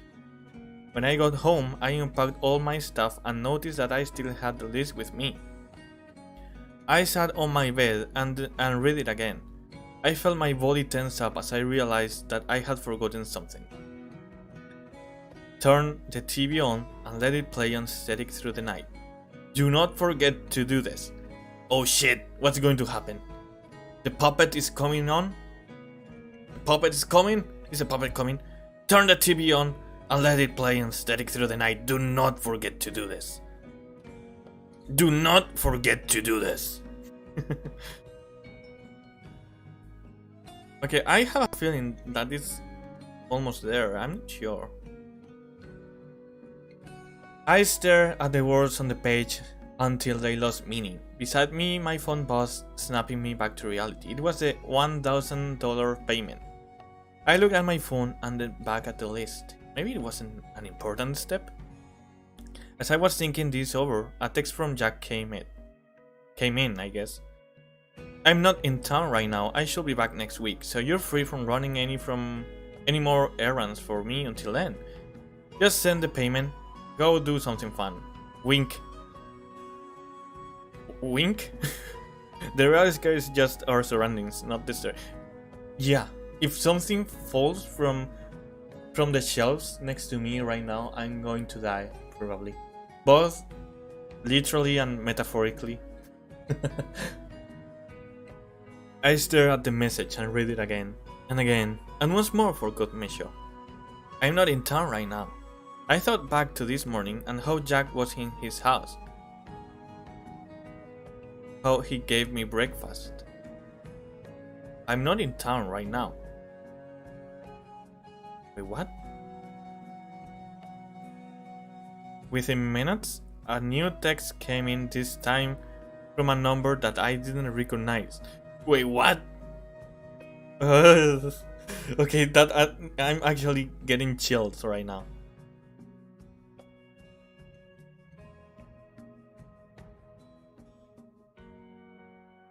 Oh, it ends here. Did you forget to do something?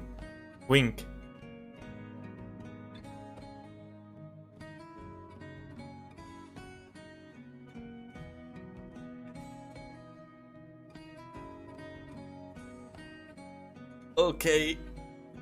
Okay, that's scary.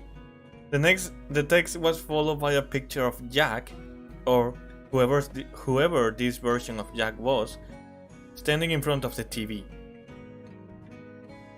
I didn't respond. Next came another picture. This one was of the outside of my house. It was followed by another text. Watch out. Ah! Okay, that was a good one. That was a very good one. Oh my god. Okay. That's really creepy.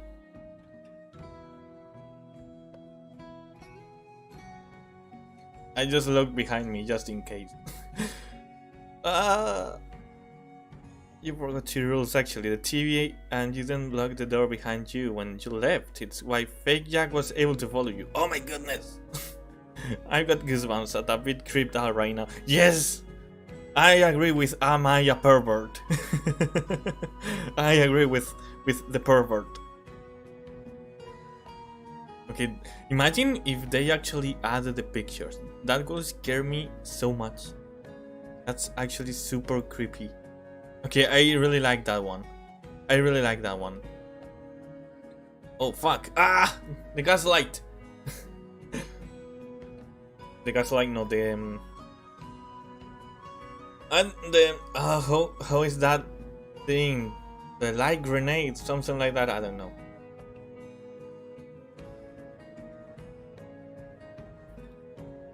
That was actually really good. That was actually really good. Okay, it's been a good idea to do this in the dark. I think it will probably not hit that hard otherwise. Not the pervert. I mean, to be fair, they are asking if they are a pervert. They probably are though, but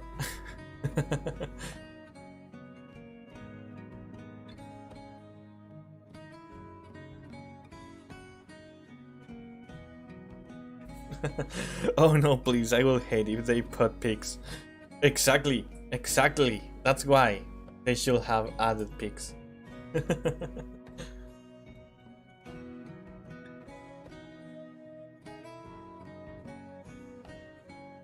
What if right now you say something like, hey, by the way, I'm outside of your house. Look through your window. What if you're part of the story? Okay, let's see if any of these load now.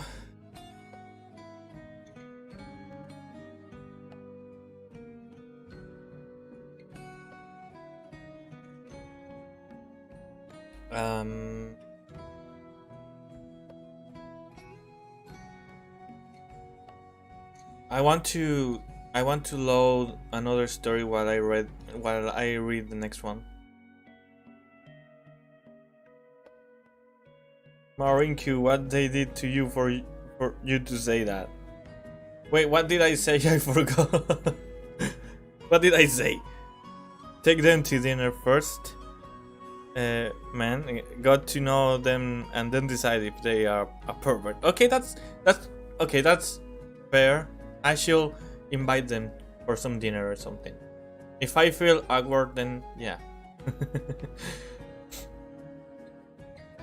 But I really like the story though. I really did. I mean, the tension was very well built. Very well built up, I think. That's a good subreddit, I like it. I only read one story though.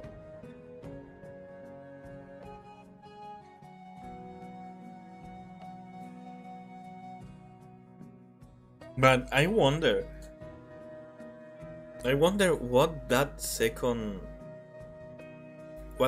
Jack was.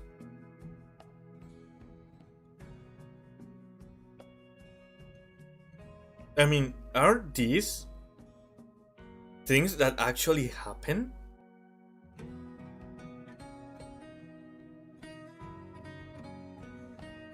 My theory is that Jack has a twin brother and they just like to mess up with people.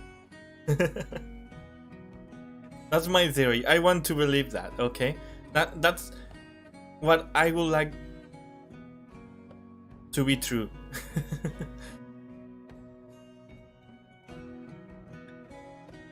Yeah, me too. A bit long, but yeah, good build up. Yeah, it was a bit long. It felt longer because it kept scrolling up and down. Oh, maybe doppelganger. I would prefer him to be a twin, honestly. I would rather him being a twin. Let's see if it loads.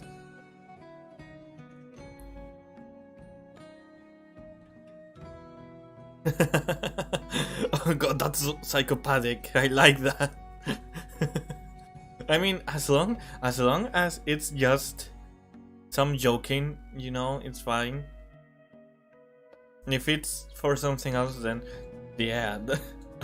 even if it's a twin, I wouldn't like that.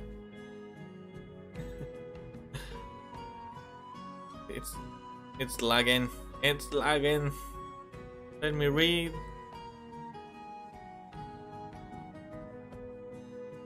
Oh, what happened to the chat? What happened to the chat? Chat disappeared. That happens sometimes too. I don't know exactly why. I still don't know why.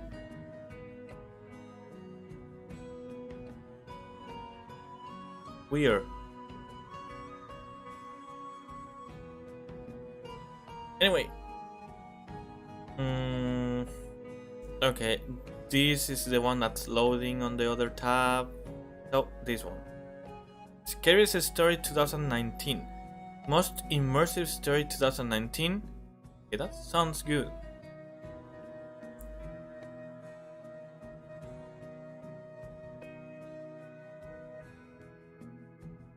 Okay, it's loading now. And let's see if we can read the other one. Imagine the other Jack comes by and it's just like, surprise! The smiley is important. The smiley is important. Oh no, I'm in the void, you don't exist anymore. Maybe you are a doppelganger as well. Maybe you are the second Jack. I wonder what will have happened if... Okay, the more I think about the story, the scarier it is, actually. Like the implications. They are so creepy, actually. Well, let's see if they load, please.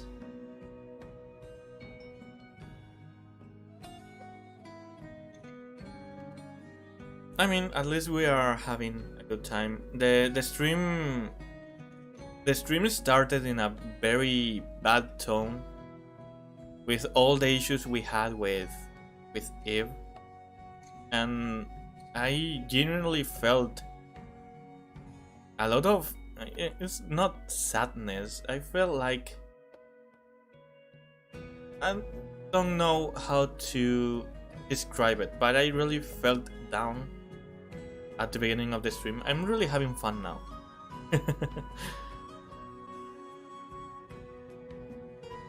I got taken by Jack, help. Where is he leading you to? Where is he carrying you to? Where are you going?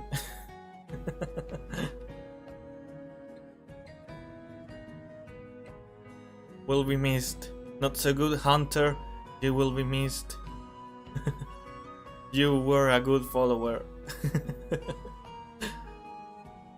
Okay, it's taking its time.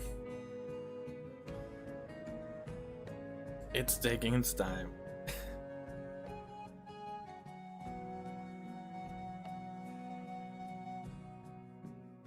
It's a shame, especially that I couldn't play Eve, because I really like the thumbnail. I really like the thumbnail. I think it looks pretty nice, pretty cool.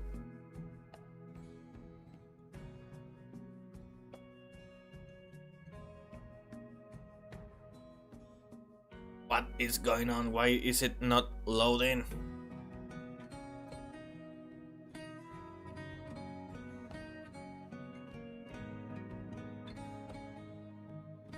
Well, let's just wait, I guess. I don't see... Okay, it's way too dark here now. I barely see anything. I think I've never been in my room in the dark, besides when I sleep. It's weird, actually.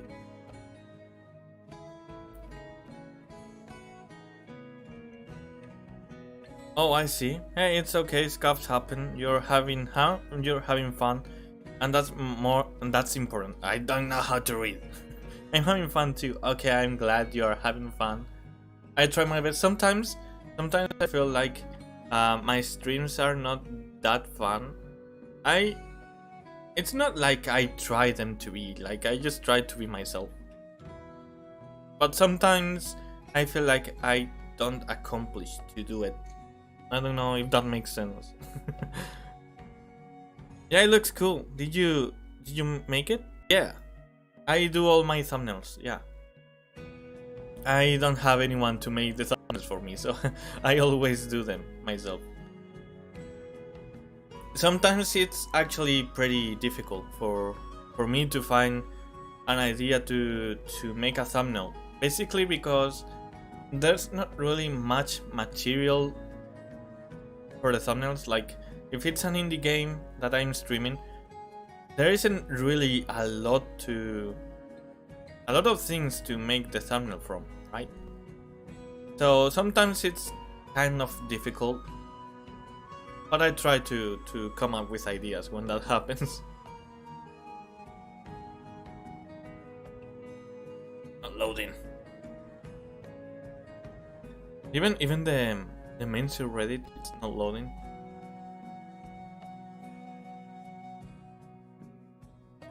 Nope. Oh, it froze. Okay, perfect.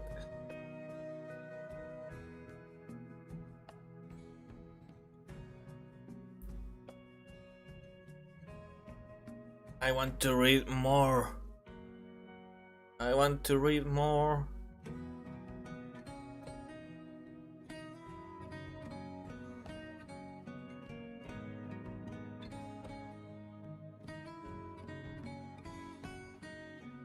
Oh, okay. I just saw some light on the ceiling and I was like, what is that? And it's the light of my mic. Okay. By the way, my mic has a red light. Not convenient for this kind of stream today. It just makes it worse.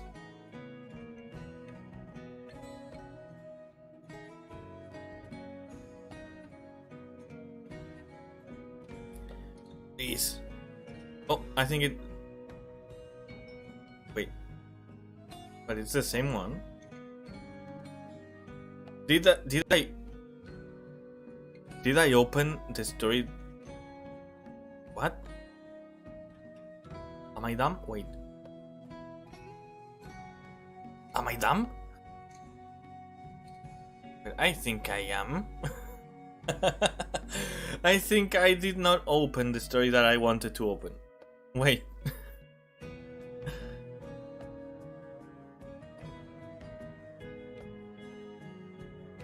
Yeah, sometimes it's hard to get inspiration for things like that. Sometimes I find myself without any thumbnail like hours before the stream itself, and I need to schedule it and all. Sometimes I'm just a mess. I'm way too lazy sometimes.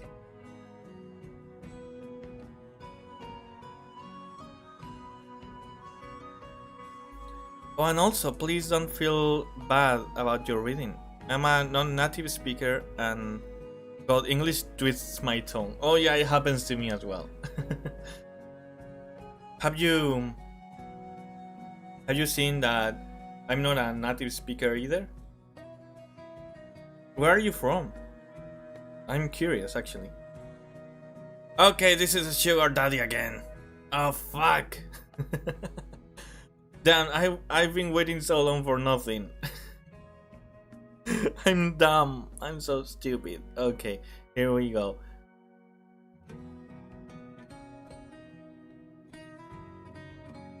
Okay, here we go. My wife has been peeking at me from around corners and behind furniture. It's gone from weird to terrifying. Okay, wait. I should load the next one.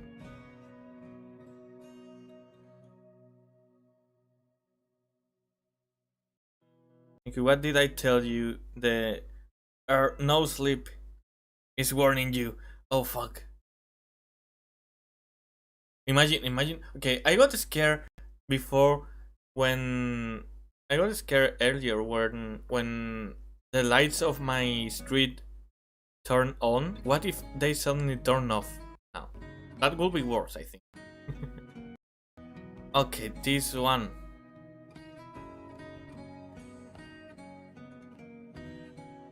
Something walks whistling past my house every night at 3. Interesting. That's something. Okay, let's see. Okay, now.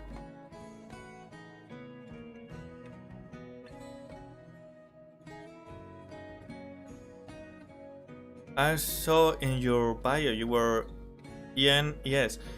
Yeah. I'm actually from Spain. I speak English, but I'm from Spain. Yeah. I'm from Southeast Asia. Ooh, interesting. When people from Asia have come to my streams, they have always been super nice. Honestly, it hasn't been often, but they've always been super nice. It's not like I had rude people or anything here, but they always felt super polite, honestly. Yeah. Okay, let's start this new story. Okay. My wife has been picking at me from around corners and behind furniture. It's gone from weird to terrifying. My wife, Lynn, and I have been together for 6 years and married for 11 months. Our entire history together has been very normal, and never once have I noticed any weird behaviors or red flags. I can't stress enough how out of character this whole thing is for her. This is promising, okay. Lynn is very kind, intelligent and thoughtful. She's always been there.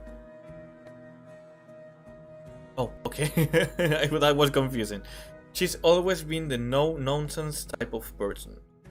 Being childish or trying to scare me is not something she'd normally do. She doesn't even like watching horror movies. When we first started dating, she agreed to watch The Shining with me because she knew how much I loved horror. She was so scared that she didn't even make it through half of the movie before we had to turn it off. She isn't into anything creepy and has never been into pranks. It's just not her cup of tea, and that's fine. But that's what was so strange about this. It's just so unlike her. Oh god, the lights turning off is a bad sign. Is everything a bad sign? I mean, right now I'd probably be paranoid enough to think everything is a bad sign, actually.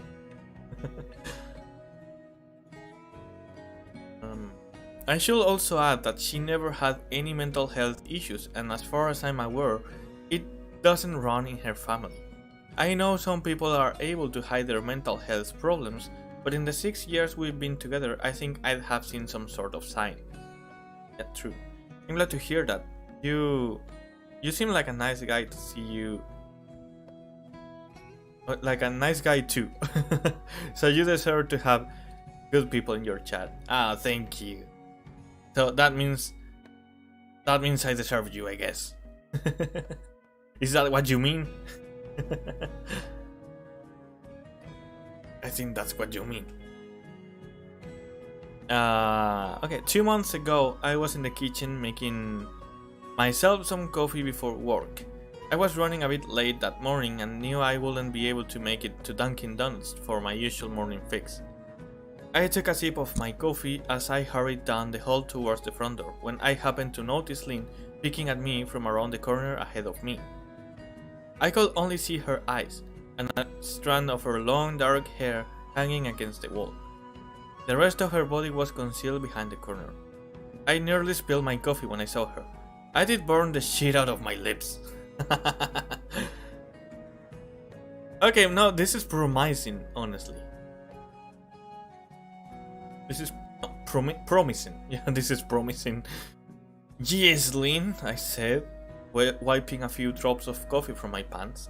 You scared the shit out of me. She immediately popped out of view like a little kid that had been caught. I heard her scurry off towards the living room, and by the time I got to the front door, she was out of sight. It was really weird and just totally out of character for her, like I said, but I also found it kind of funny that she was being more playful and a little less serious. I shouted that I loved her and called her a weirdo. As I shut the door behind me, I heard her laughing. Her behavior was a bit odd, but I certainly wasn't something to call a priest over. I forgot about it by lunch, and by the time I got home she was her normal self.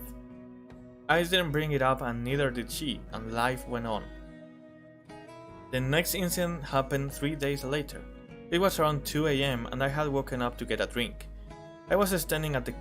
Wait, It looks like this one's going to be long as well.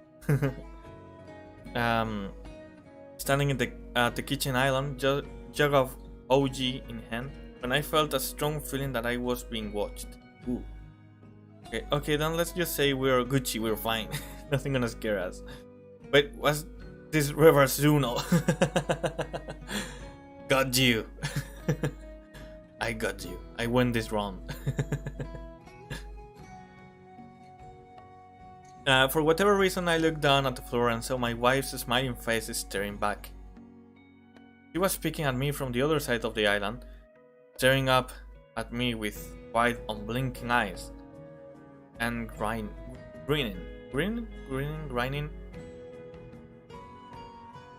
yeah, grinning like the Cheshire Cat. Ooh, okay, that's creepy.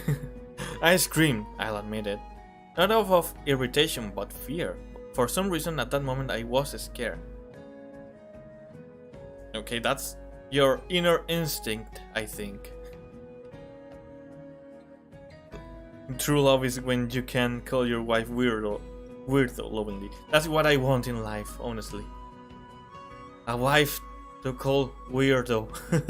No, but honestly, I always wanted like the kind of relationship in which you can call weird jokingly and lovingly, as you said, the other person, and just someone to have fun with, you know. I think that's very wholesome. I really love that. I want that kind of relationship.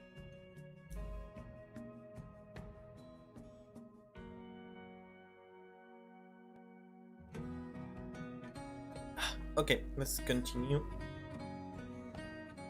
At the sound of my scream, Lynn scoot backwards out of my view, her hands and feet smacking tile floor as she hurried out of the kitchen on all fours.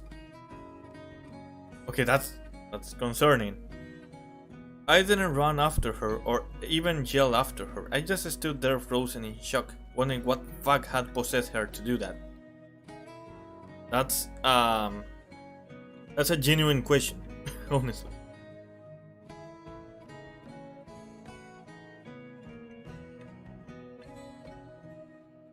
Okay, let's continue from here. It took me a little longer than I like to admit to go back upstairs, but I eventually did. When I got to our bedroom, Lane was lying on her side, asleep. Or at least pretending to be. I stood there for a while, watching her breathing to be sure she really was asleep. I had the feeling she might jump out at me the moment I got into bed, but she didn't. I climbed into bed and she didn't even move. Her breathing was soft and deep, and I was starting to wonder if I'd dreamed the whole thing. The next morning I waited for her to come down for coffee, and after handing her a mug and kissing her cheek, I decided to ask her about it.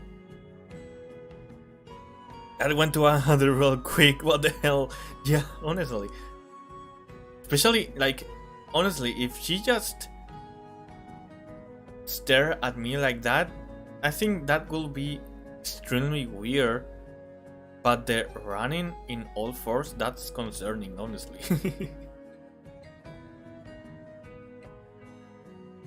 What was that about last night? I asked, keeping my tone light so I didn't offend or embarrass her. She frowned over her cup of coffee, shaking her head like she had no clue what I was referring to. You were peeking at me again, from over there, I said, pointing to the spot on the floor by the kitchen island.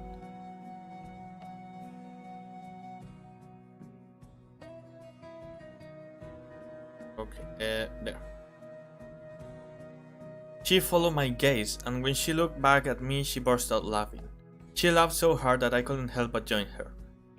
You creep me the fuck out sometimes, you know that, I said. She giggled and set her cup on the counter and grabbed her arms around my neck. You creep me out all the time, so I guess we're even. She teased. Okay, that's cute though. That's kind of cute. I like that. We said our goodbyes and left for work. As I drove, I kept thinking about how creepy it had been seeing her grinning at me from behind the island like that. The sounds her hands made on the floor as she crawled away. I told myself she was just trying to be silly. just trying to join me in my love of all things horror. It's not like I was afraid of her, but it still didn't sit right with me. Wait, excuse me a second? I just want to make sure these tabs don't refresh or anything like that. I may not have even known she was there at all had the trunk's old hinges not given her away. It had the lid propped up just enough so that only half of her face peeked through. Did I miss something? Oh, okay, I skipped something. I started seeing her peeking at me more and more. Sometimes she'd be peeking out from behind the couch or living room curtains. Once she even managed to get inside her grandmother's old trunk that sits at the foot of her bed.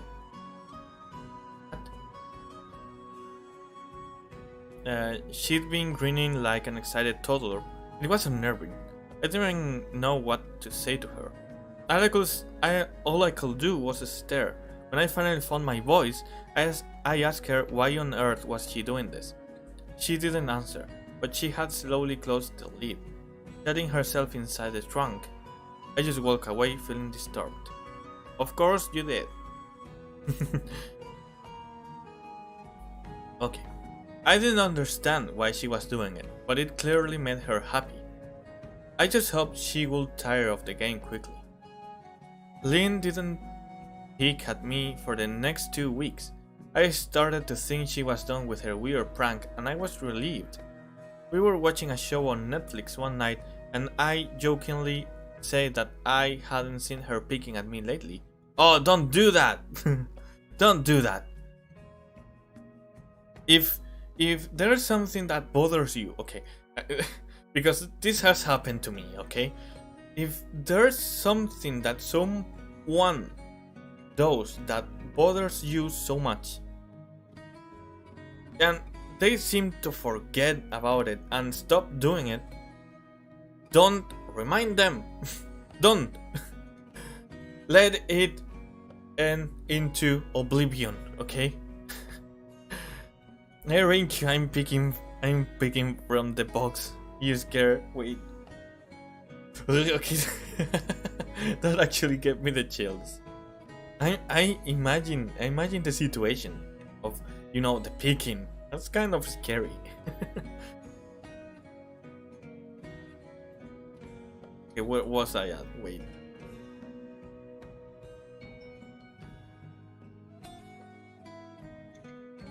Okay, here. And I jokingly say that I hadn't seen her peeking at me lately, and that she must have given up on her spy game. She looked up at me with a small smile and said, "Maybe I've just gotten better at it." Okay. That's probably a tease, but that's creepy. I didn't say anything, but I wondered whether or not she was joking.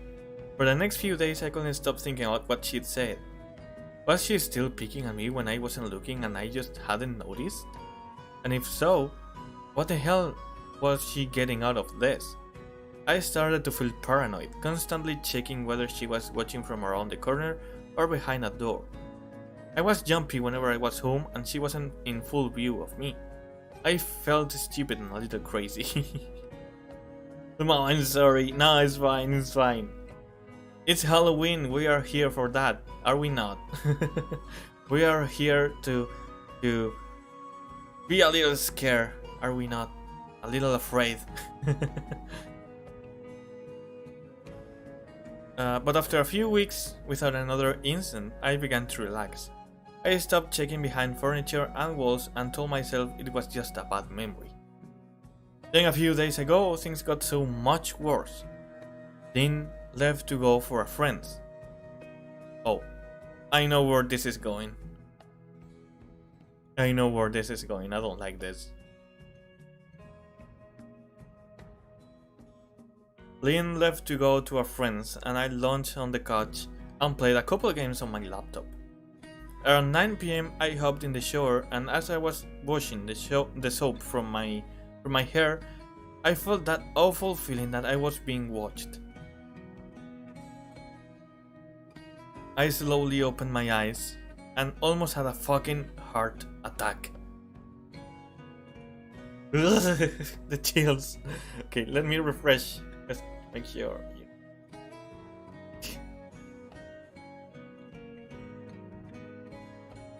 Oh, what did I do? I shouldn't have done that. Oh yeah, I forgot. Spoopy month. Well, even more than Spoopy month, it's Spoopy days. It's their day. I don't know if it's still Halloween over there, where you are. I'm so bad with our differences, time zones. I'm so bad with them.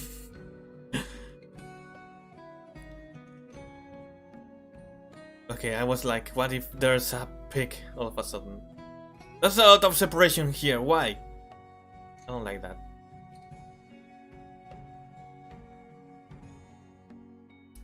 Link was speaking from behind the shower curtain, her entire head stretched into the shower. Ah! Leaving just her body outside.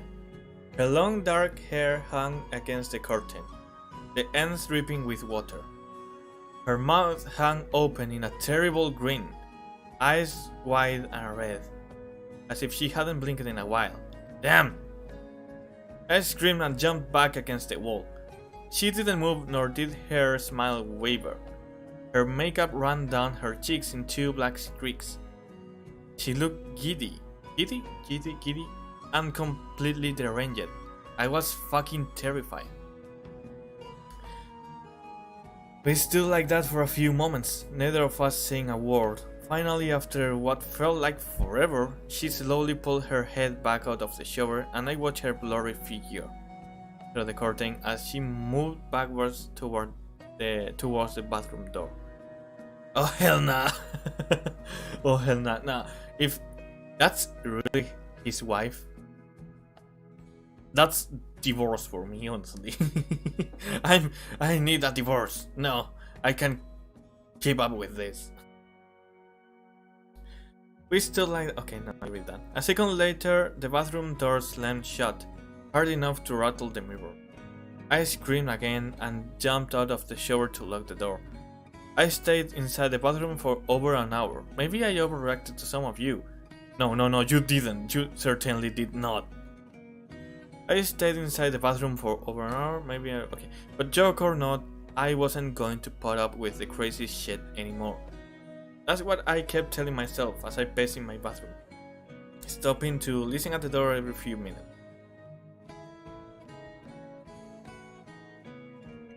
Suddenly, I heard a muffled sound, and I pressed my ear against the bathroom door, straining to listen. I couldn't hear anything, but I envisioned Lynn standing on the other side of the door, giggling at her joke. I felt a surge of anger. I felt a surge of anger. I was beyond peace at being made to feel scared in my own house and made to hide in the bathroom for an hour. All for what? Some joke? If it was a joke, it was an awful one. What the fuck, Lynn? I snapped. This shit is getting really fucking annoying. I waited for her to apologize or to call me a jerk, but instead I heard a faint moan. So quiet I wonder if I heard it at all, and then complete silence. Lynn?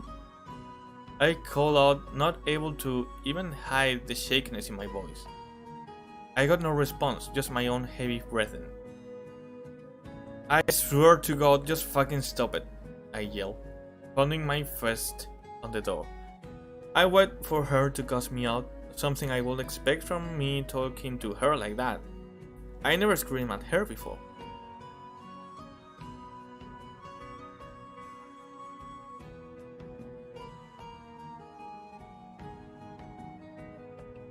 But there was nothing, just the occasional drip from the shower head. I won't deny that I was scared, too afraid to open the damn door and face my own wife.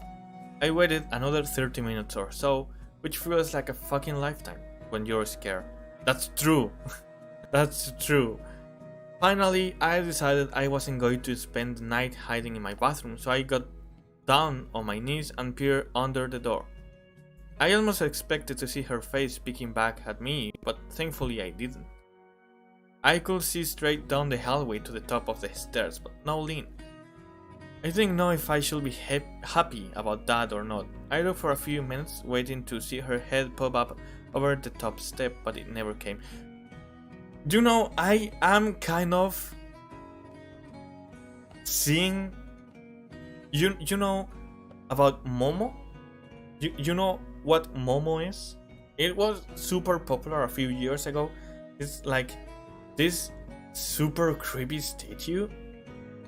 I'm imagining her face when he describes his wife. I don't know why, but I'm kind of thinking about that face. The adrenaline rush makes everything feel slow. That's true though. That's true. That has happened to me before, yeah. What happened? It happened not so long ago. Something that felt... Oh yeah, when I was taking that English certificate and I had to speak with someone. I was being judged, okay? So for a second I blanked and I didn't know what to say. That felt like an eternity for me. Oh yeah, Rinku, why you remind me? I'm sorry. It's just what comes into my mind.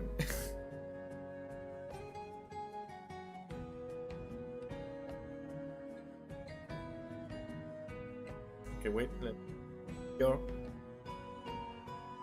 Okay.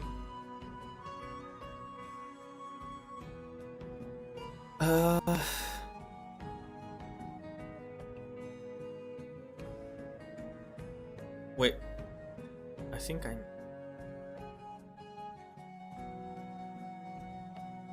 Okay, yeah. There. I stood up, my hand hovering over the door and mentally prepared myself to open it. I slowly turned the lock with shaky fingers and was about to yank it open when I heard a sound that still makes me feel nauseous when I think about it. A moan, louder than before, but this time I was able to tell just where it was coming from. I turned my head to the closet door as if in slow motion, and locked eyes with my wife who was peeking out at me from the slight gap. What?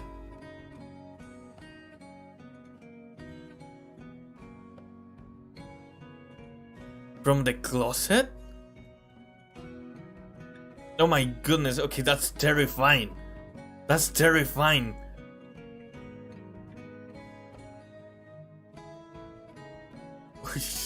Okay, the chills, man. This is actually really creepy. I hated those speaking tests. God, I always wanted to go first to end it quick. Oh yeah, I hate them too because I'm really shy, honestly. I was really nervous. That's why it felt like an eternity, honestly. Okay. Her eyes were still wide. What? Wait, I don't see. I dropped the mic. Where is it?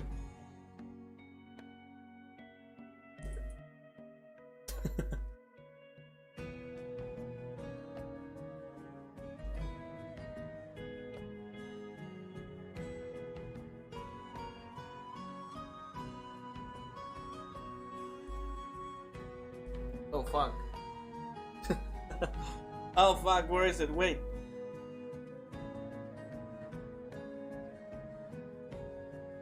I had to turn on the light for this. Wait. I don't see it.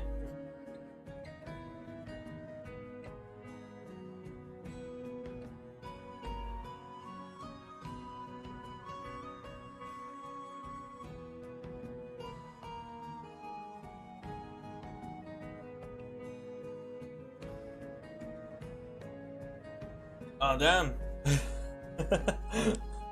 What?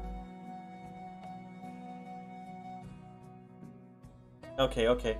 Got it, I got it. Oh, oh my goodness.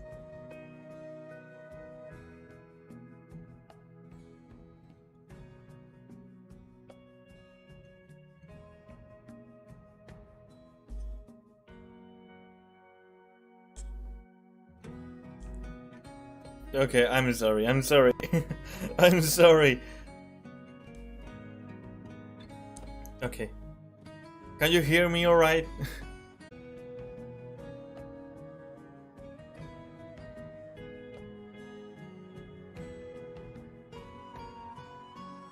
Okay, yeah. Yeah. Lynn is definitely coming. Wait, I just realized. I'm dumb. Hold up.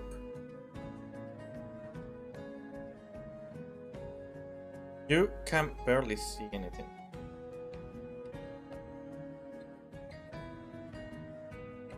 Hold on, let me fix it.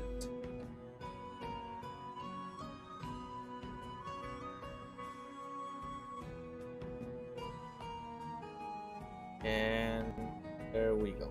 Fixed.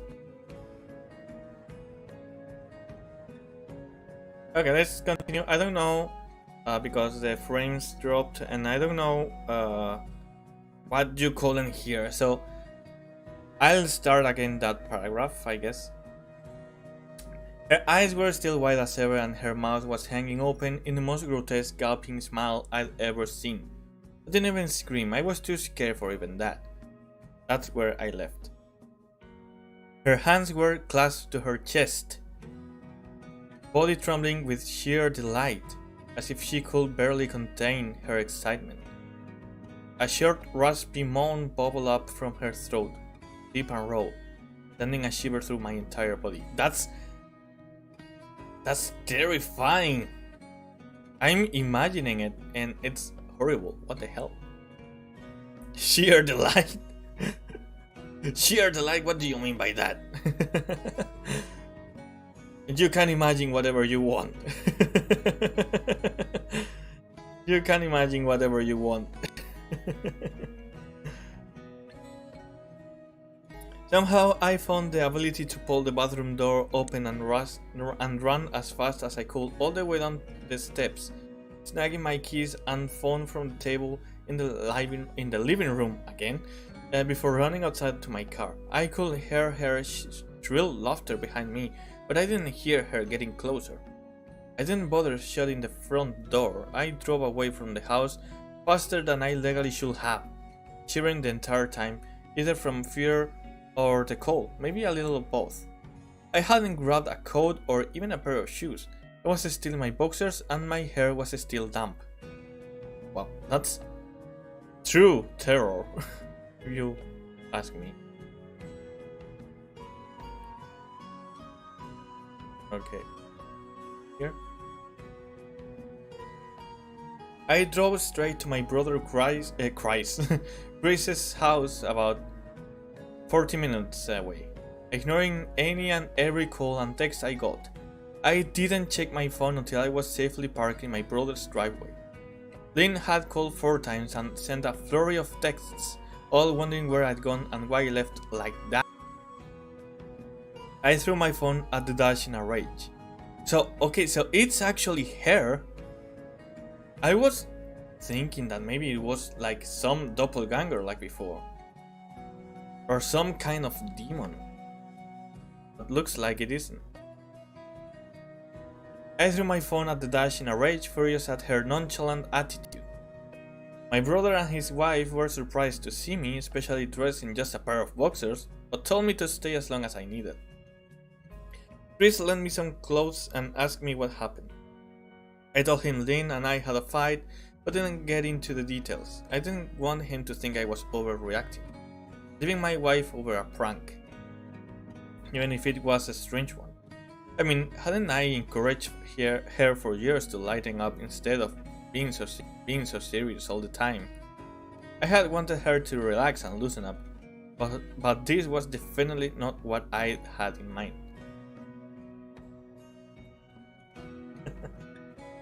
His brother Christ, come and expel this demon, my guy.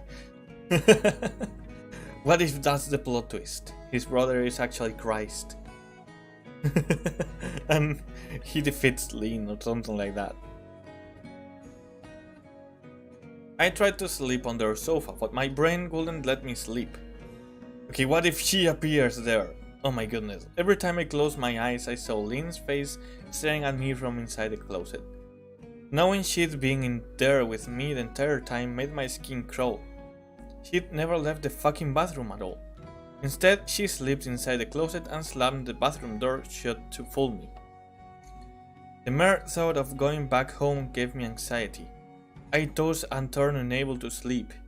Chris ended up giving me a sleeping pill so I was able to get a little rest.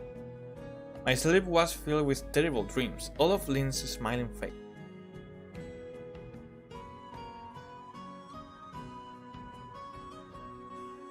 I woke up just as the sun started to rise. My sore body ached from the sofa, and I felt drained. I knew I had to call Lynn at some point, but I didn't know what to say to her. I wouldn't be going home unless she gave me her word she'd never do any more creepy shit.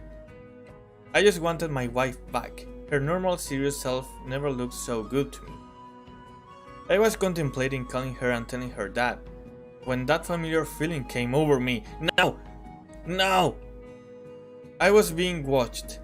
I was staring at the ceiling, my heart in my throat. I didn't want to look away, but the longer I ignored the feeling, the worse I got. My eyes drifted away from the ceiling almost on their own. Her face was pressed up against the window, beside the couch, staring down at me with that same gaping smile.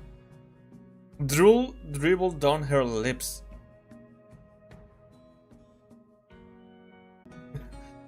Leaving 2 long streaks down the glass.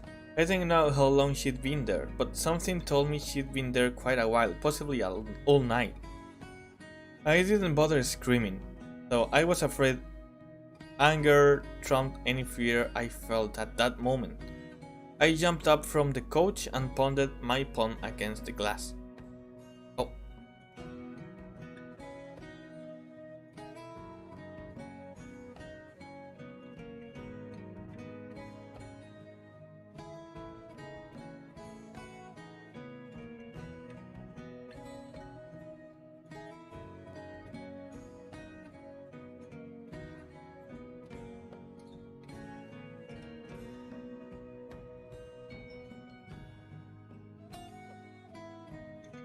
Okay, lost frames there again.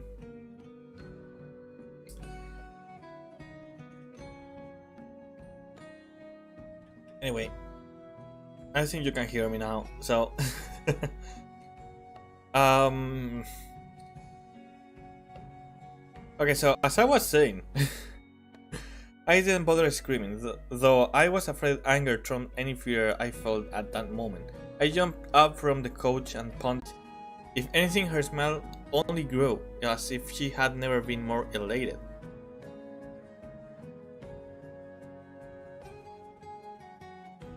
I could hear Chris and his wife moving around upstairs, as if them from her place outside.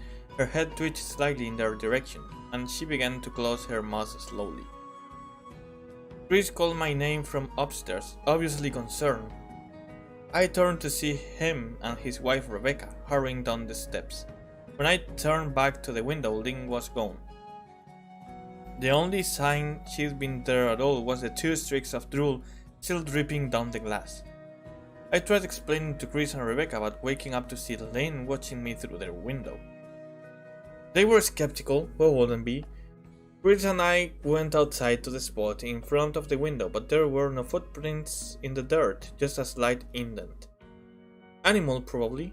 Chris guessed and I didn't argue. He and Rebecca assumed I dreamt the entire episode, but they didn't understand, and I was too tired to explain it to them. I came out of work that day and turned myself off. I didn't want to face Lynn. Just talking to her was too much for me at that point. I really started to believe something was irreversibly wrong with her. That no matter what promises she made, we'd never be the same again. The thought saddened me to my core. I cried most of the morning. By noon, I figured I was ready to confront her. Give her one last chance to explain herself. I could at least give her that after 6 years, I told myself.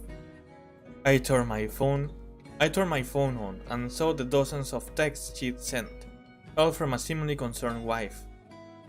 Can we talk? I love you. Please call me. I'm really worried. Can you answer? Just come home. Okay? Is it normal that I actually feel kind of bad for her? I don't know if I should. And more of the same, all texts telling me she loved me and she wanted me home. How worried she was, not a damn one addressing the crazy shit she pulled. Like she hadn't been acting like a character from a Stephen King book. Okay, I do think that's a different Lynn. The text about why did he leave like that, maybe it's because she returned home to find no one there, right?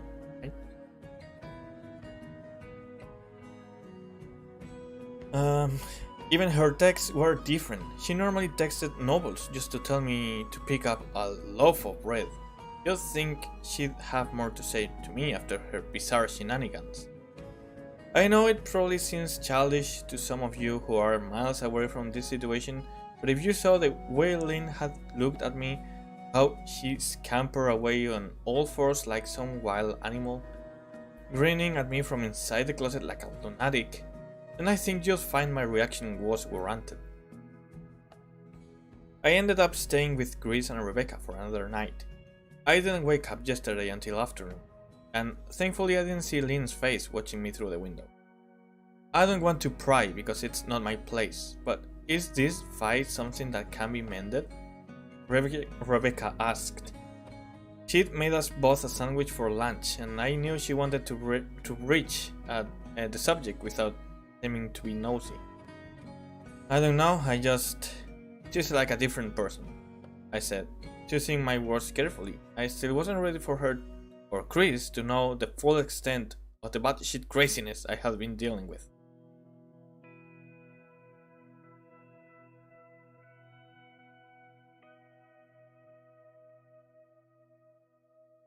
People change, Ben, but she's still the same woman you married. Maybe you both just need to talk through your issues. But whatever's going on, I'm sure it can be fixed, she said, ever the peacemaker. I think it's beyond that now. I don't think talking will help. I just don't trust her, I said. The words stung in my heart. I miss and loved my wife, but how could I live with someone like that? Living in constant fear didn't sound too appealing. This could be a movie perfectly. This sounds like Insidious, honestly. This sounds like something out of Insidious. Okay, where was I? Okay. Lynn loves you. She has to be absolutely crushed, she said. I don't know about that, I said. Well, she certainly seemed like it to me. I've never seen her so upset. What? Very much unlike the Lynn I know, Rebecca said, shaking her head sadly. It took a full minute for her words to really sink in, and when they did, I felt dread warming its way through my skin. Wait, what do you mean? You saw her? You saw Lynn? I asked, my mouth suddenly dry. Rebecca nodded casually as if that fact wasn't nightmare fuel. Maybe for her it wasn't. Wait, 1 second. Okay.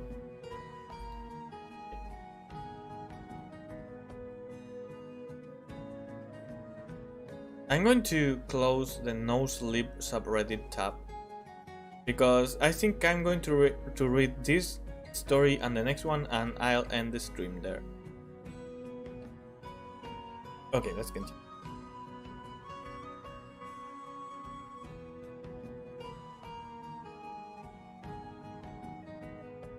Okay.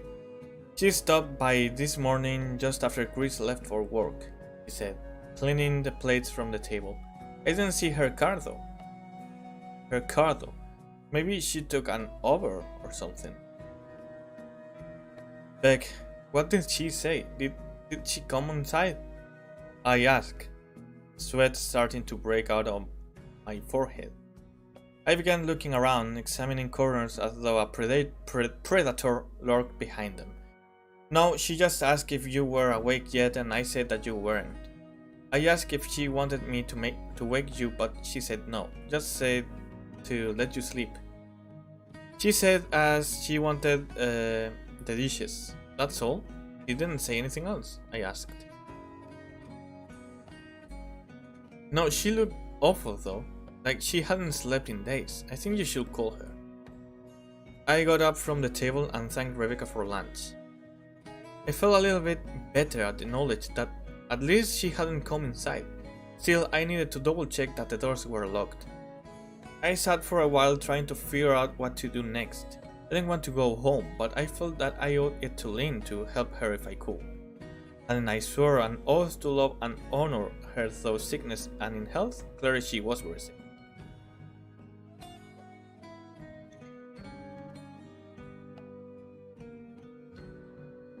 If she was sick, which I truly believe she was, he's speaking in past tense, by the way.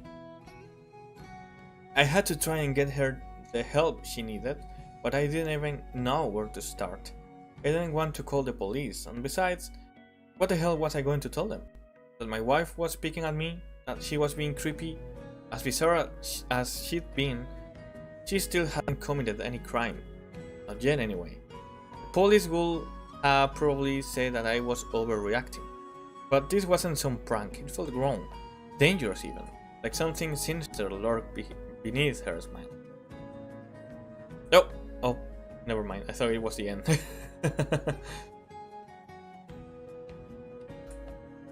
I know as her husband, I was well within my rights to have her committed, but what if she simply acted normal in their presence?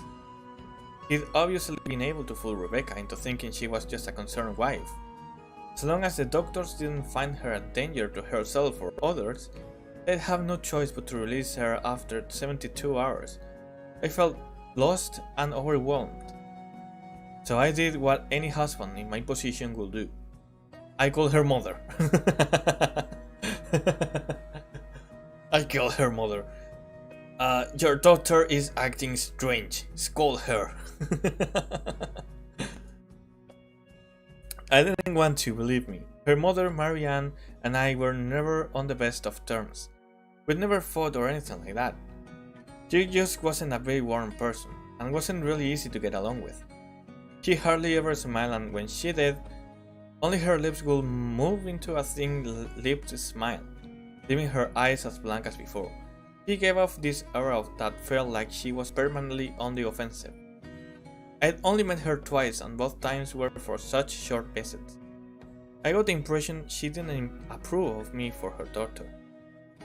Lynn always ushered us out quickly, as she didn't want me to feel uncomfortable, which I was grateful for. Being in her mother's company felt almost unbearable, like walking on glass. I was glad when we moved 3 states away so we didn't have to see her often. I was happy to avoid the woman, but I needed her help. The final boss, Lynn's mother. What if she's the one behind all this? Huh? Maybe that's...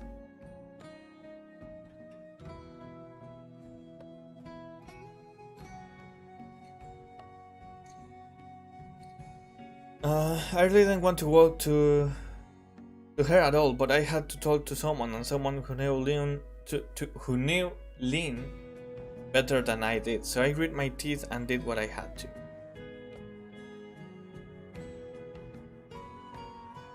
Yeah, this is longer than the other one, is it not? Yes, she answered, already sounding irritated. Marianne, it's me, Ben. Do you have a minute to talk? I asked. I could hear her clack her tongue in irritation. I'm in the middle of writing some checks, but if you insist, I suppose I can spare a moment. What is it that you want to discuss, Benjamin? She said, Bully? It's about Lynn.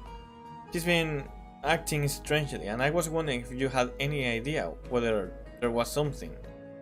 I was quickly interrupted. It's a bit difficult to follow your rambling, Benjamin. What is that you want from me? She asked.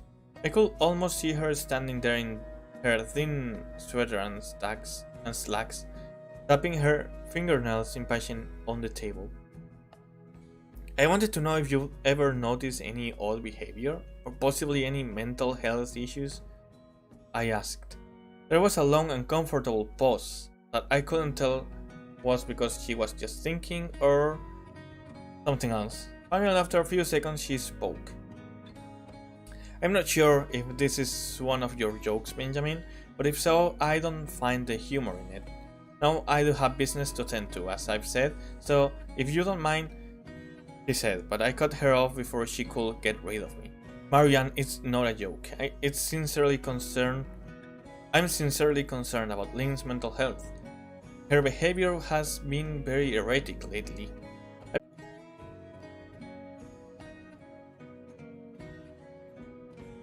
If you're truly concerned, then I suggest you get the health professionals involved. I don't know what you expect of me. Okay, she's kind of... yeah. She snapped. I could tell she was seconds away from hanging up, and for some reasons I was desperate not to let her. I had the feeling that she knew a lot more than she was letting on. Please, if not for me, do it for Lynn, I tried. I heard a faint shaking take of breath, as if she were trying to hold her steely persona together, but failing. Marianne, what's I started. Benjamin on the call and her refusal to help me. Even if she didn't like me, why wouldn't she want to help her own daughter? I couldn't understand that. I tried to reply the conversation, desperate to find something I missed. After a while, I almost gave up until I remembered her last words to me. Seek professional help. She'd said those words with a bit of urgency. I couldn't have just been grasping at straws, but no, I was sure her voice had changed ever so slightly when she'd say that. I don't know how to read anymore. As if they were very important.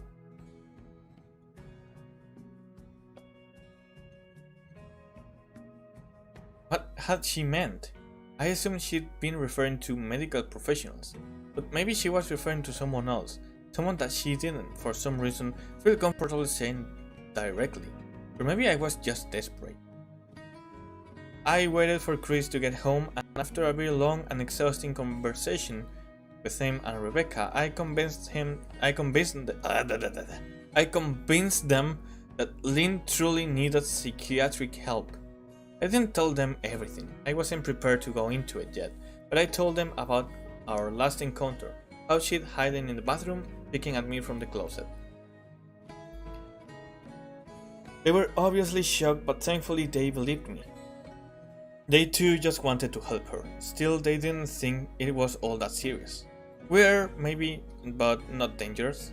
They just kept saying that Lynn had to be playing some kind of weird joke. Maybe for YouTube, Rebecca offered, if only half-heartedly. Maybe for YouTube? Prank gone grown? Chris didn't think we should involve the police just yet. He offered instead to go with me, and I readily accepted. He reasoned that calmly talking to her, trying to coax her into going willingly was the best recourse. I need to drink. I need to drink some water.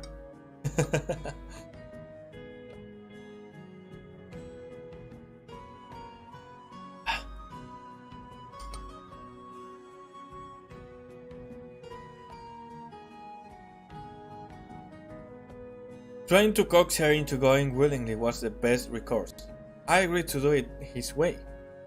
At least I wouldn't be going into that house alone. We drove over this morning, just after breakfast. Oh, okay, so this sounds like it's reaching the end. There was no way I was going at night. When we pulled into the driveway, my stomach began doing somersaults. Her car wasn't there, but I still didn't let my guard down. Not the YouTube prank channels, please. It's just a prank, bro. It's just a prank.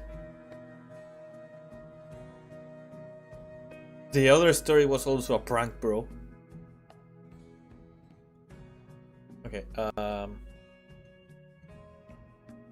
The front door was ajar, and for a split second I thought we'd see her eyes staring through the gap. I was shaking and starting to sweat. Chris, however, was fine. He waited for me to open the door, his hands in his pockets like he was going on a fucking stroll through the park. I envied his ignorance. I pushed the door open and was immediately hit with the stench of rot. What?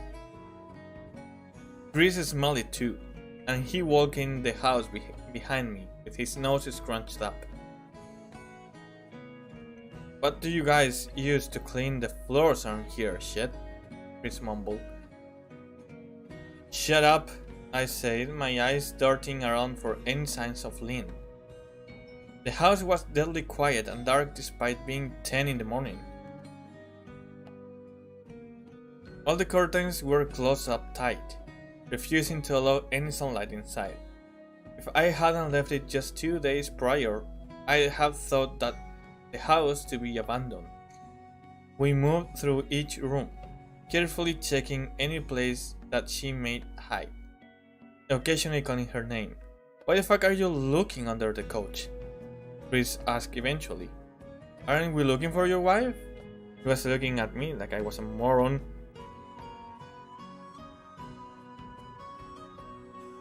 I'm betting the next story is gonna be another prank. I mean, it kind of sounds like it. It's cool. Something walks whistling past my house every night. Every night at 3:03. So probably.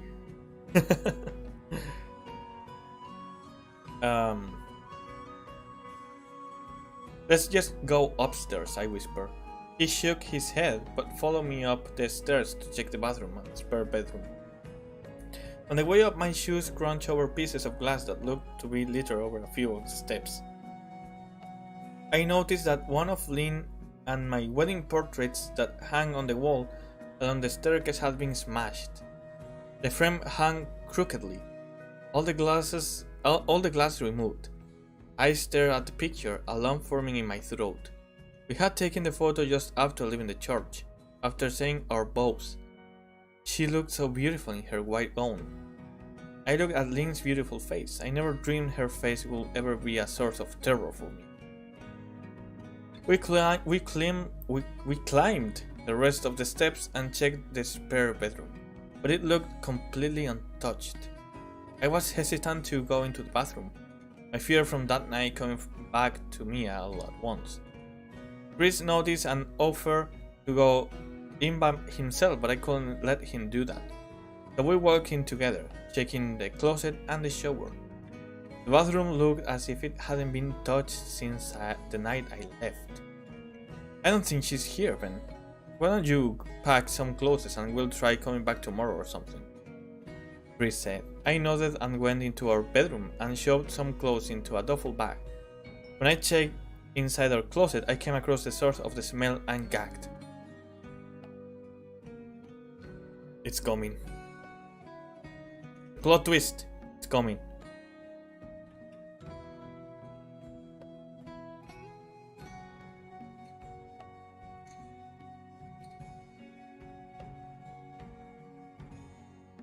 Chris took one look and lost all color in his face. He had to go stand by the stairs to get away from the sight and smell.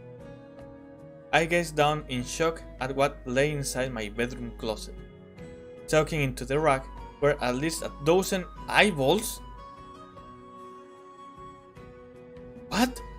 All carefully laid out in pairs. Some were as large as a quarter, while others were as tiny as marble. I stared down at the eyes she'd collected from small animals, and I wondered how she'd gotten them, and she shuddered at the thought. Okay, I expected something else. Man, I thought I had it bad with Becca's shoe addiction. But fuck me, your wife's in here collecting eyeballs. Chris said, gagging. Ben, I think we should go. He called from the hall. I'm getting nauseous. Alright, I grabbed my duffy My duffy? Oh, that's an L, okay. I grabbed my duffel and shut the closet door on my new nightmare. I stepped out into the hall and took a deep breath of air. I could taste the rot on my tongue and I couldn't help but gag. Who the fuck lines up eyeballs in their closet like that? Chris mumbled. I tried to tell you she needed help, I said. She doesn't need help, Ben. She needs a fucking exorcist. He said, You coming or what? I can't stand the smell any. His words died in his throat and his eyes grew with wild fear. I didn't ask him why, I could feel it. Someone was watching me and I didn't think it was the eyes in the closet. I turned around, my eyes slowly scanning the bedroom. Christ! I whispered as I finally saw what we'd missed. Under the bed, Carl on her side, watching us with the excitement of a kid on Christmas morning, was my wife. Oh fuck. Oh fuck. I thought it was something else too. What the hell? We couldn't be prepared for what was coming. Man, this is messed up. What I don't even know what to expect anymore.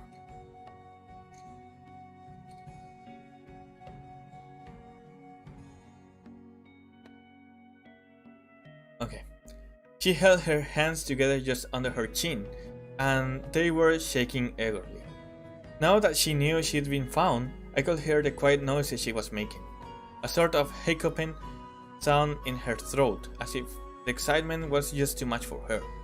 It was unnerving to say the least. Wide eyes and that same huge smile.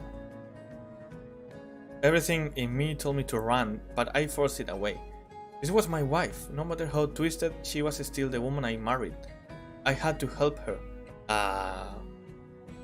Lynn, I said softly. She didn't respond, but her head bobbed back and forth in two quick little movements as if she were nodding. Baby, I just want to help you.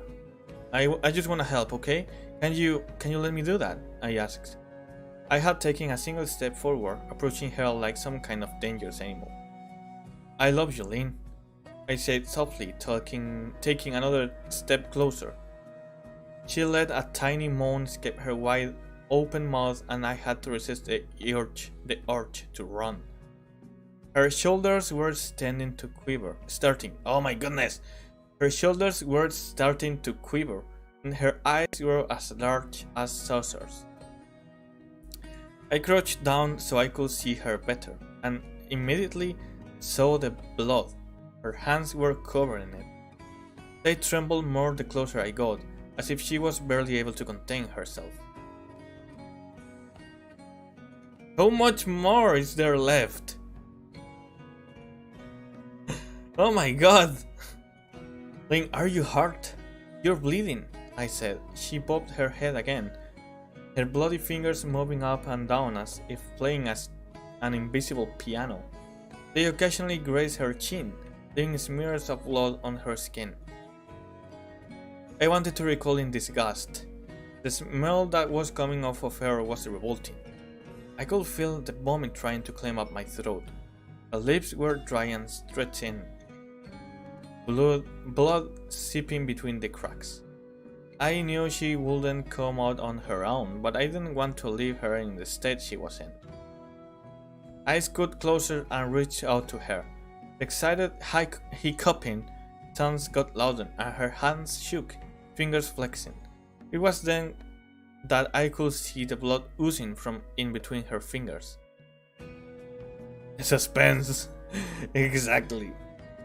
Oh my god, Lynn, you're bleeding, I said. Instinctively, I reached out to take her hand, but before I could even touch her, her hand sprang out towards me. Oh goodness! A sharp pain shot through my arm, and I fell back on my ass. My arm burned, and I could see the blood dripping down onto the carpet. I looked back at her in shock and saw her grinning madly, her fingers clutching a large shard of glass. You alright in there? Chris asked from behind me. I turned my head slightly and nodded to him, crawling my arm to my chest. When I turned back to face Aline, I saw that her focus had shifted. She wasn't looking at me anymore, and she wasn't smiling anymore either. What?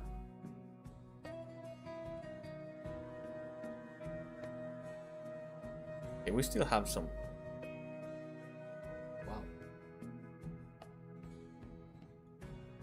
Wow. She was staring past me, her eyes glaring at Chris the way a hungry lion might stare at an antelope. Her mouth was still hanging open, but it was twisted into a snarl. I got to my feet and began walking backwards down the hall, afraid to take my eyes off her. "Are you bleeding?" Chris asked. The moment the words left his mouth, things started fast scooting out from under the bed, the glass jar still in her fist. "Chris, run! Go!" I yelled. He must have been too afraid to move because a second later I felt my back bump into him. He was still standing at the top of the stairs, staring at the horror that was my wife. Lynn had crawled completely out from under the bed and stood in the bedroom doorway, her face twisted in rage. Her whole body was visibly tense. Blood ran down her fingers and onto the floor. "Jesus, Lynn," Chris said. "You are playing hide and seek?" I reached back and pushed him towards the steps. "Move your ass, Chris," I said as quietly but firmly as I could.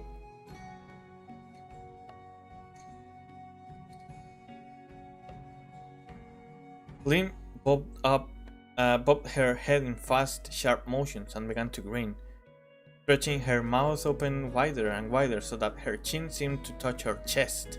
Damn. There's no way this happened. I heard Chris mutter a prayer and that he was running down the stairs. I stood at the top of the steps, stuck between the love for a woman who clearly needed serious help and self-preservation. "I only want to help," I said, choking back tears. Her eyes focused on me once again as she slowly lifted the glass, holding it out in front of her. And then she started sprinting towards me, grinning with utter excitement. Thankfully, my body took over and I flew down the stairs, keeping 2 or 3 at a time. I made it to the front door before I felt her leap onto my back, wrapping her arms around my neck, her open mouth next to my ear so that I could hear those terrible hiccuping sounds up close. I shook her off me, knocking her onto the floor. I felt a searing pain in my back as she went, but I tore open the front door and bolted to my car. Chris was standing in the front yard, talking to the phone with the police. I didn't say a word, I just ran to my car and jumped in. Chris took the hand and followed me, still on the line with 911. I watched the rear view mirror. Sure, I'd see her there, running after us, but I never did. I went straight to the ER and got 11 stitches in my arm and 3 on my back. The police asked a lot of questions and went back to the house to do a search, but of course, Lynn wasn't there. They advised me to stay with a friend or relative for a while and to file a restraining order as soon as I could, but none of those things would matter. Somehow, I just knew. And here it ends, okay. I dropped Chris off at home and went to a motel an hour away. I wanted to put as much distance between me and Lynn as I could. This is where I've been for the last 4 hours. I thought maybe the police will find her. Maybe they'd get her the help she desperately needs. But now I don't think so. Because 40 minutes ago, I got a text from an unknown number. Again! Just 3 words. "I found you," and a picture attached. The picture was dark and grainy, but I instantly knew what it was. There was no mistaking my wife's eye. I started typing this out immediately after. I don't know what to do. I'm alone and scared, and I can't help but feel that I'm being watched. Damn. Okay, I have to say, I like the previous one better. This one started better, I think, but it's just way too long.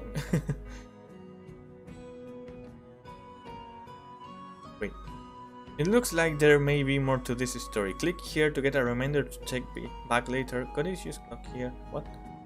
The scariest line by far was, maybe I've just gotten better at it. Instantly made my heart sink. With the mental image of Lynn's face that my mind conjured up, not loving that. No way! I was picturing like a Momo face. This person thinks like me. Oh my god, same. I hate Momo, but I couldn't stop thinking about it. It made reading this even more terrifying. So, I'm not the only one I see. Oh my goodness, oh, the light!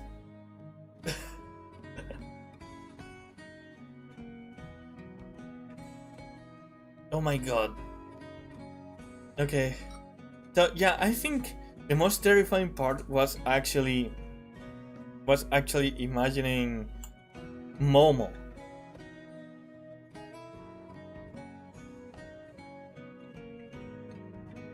I actually really thought it was Momo. I'm going to lie.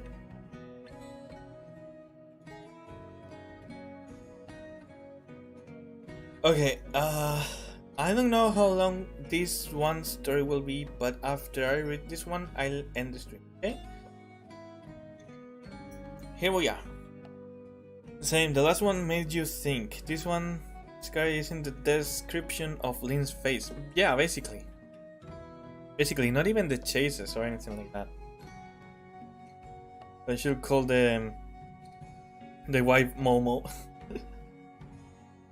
Yeah, it could have been. It would have been a good fit. Okay, let me see real quick just how long this one is.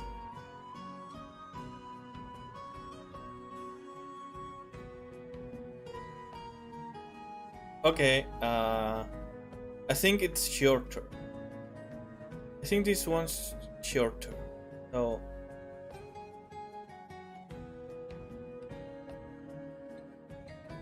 oh, there are attachments.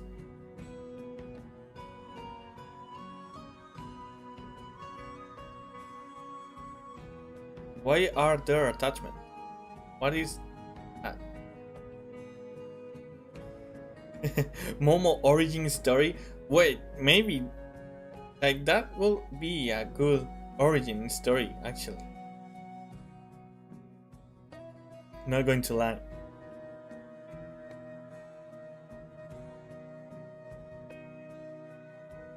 Okay, so we will start this story as soon as it loads.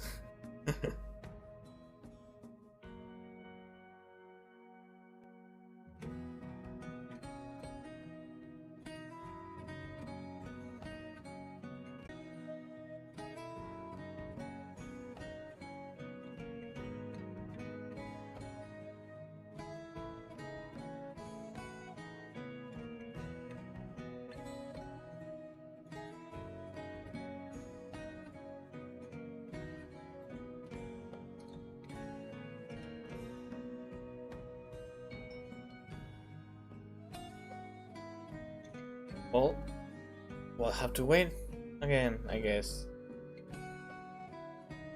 But I don't understand why.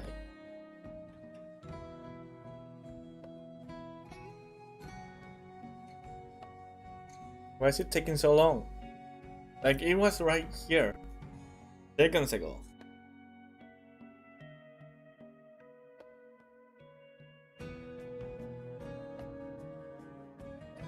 Well,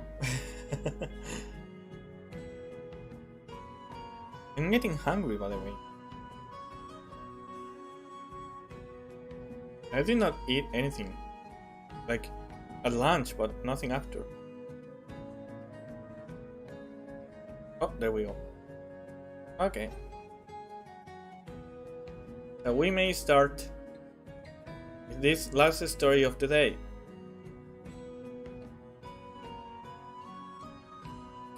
Something walks whistling past my house every night at 3:03. Okay.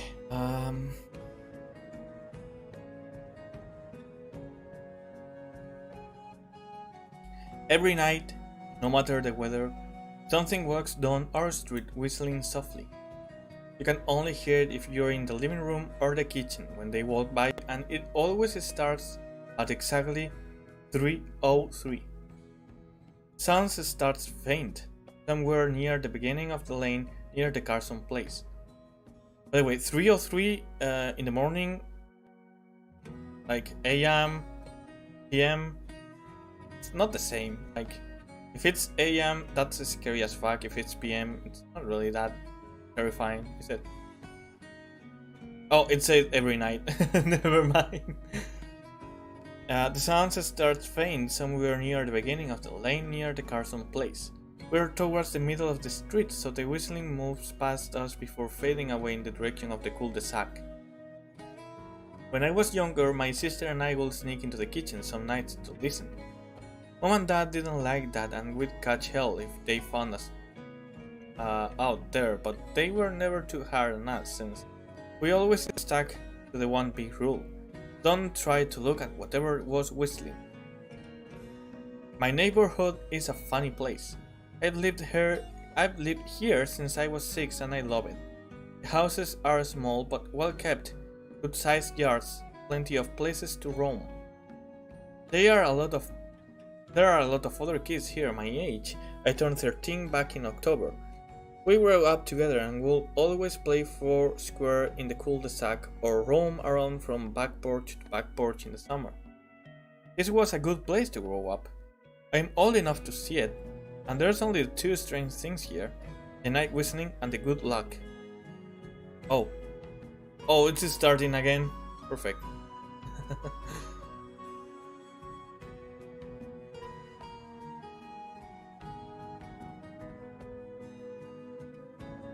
Alright.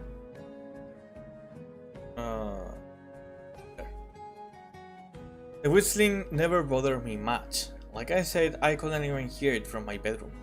But Mom and Dad don't like talking about it, so I've stopped asking questions. My dad is a strong guy, tall and calm. He has an accent since he moved to the US as a kid. His family, my grandparents, they're from the islands.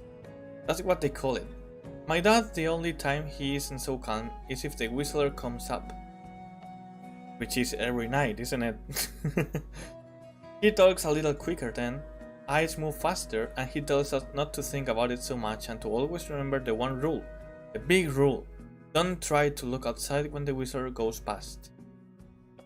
Not that we could look even if we wanted. See, there are shutters on the side of every window.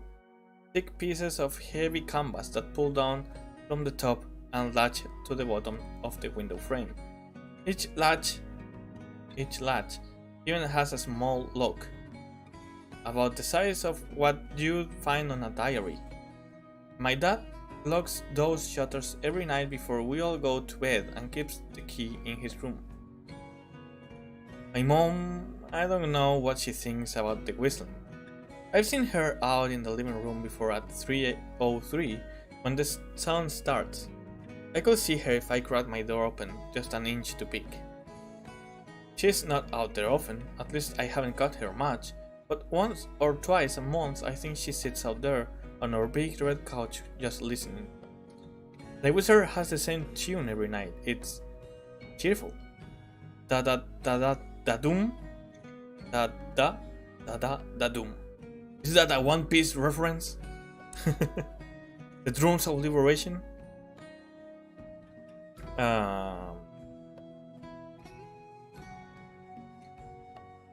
There. Remember how I say there are 2 odd things about where I live? Well, besides... It's starting again.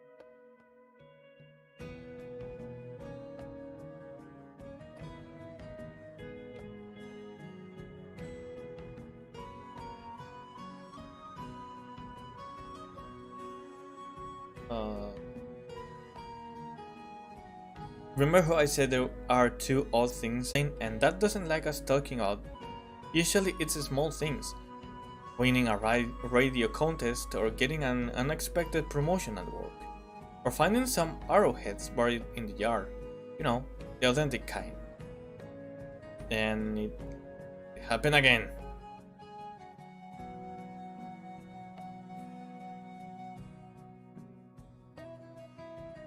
The weather is pretty good and there's no crime and everybody's gardens bloom extra bright in the fall. A million little blessings. I've heard my mom say about living here.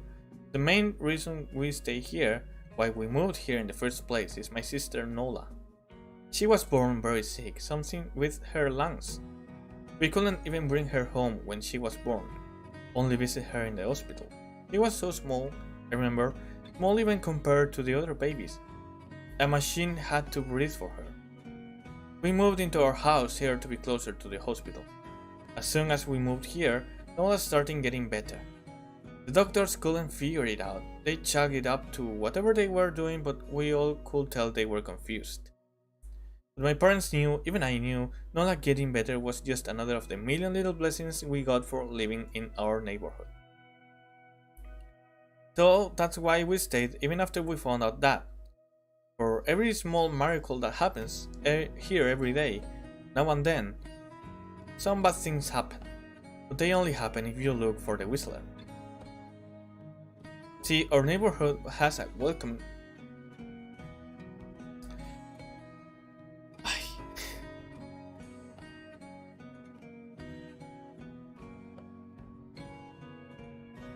See, our neighborhood has a welcoming committee.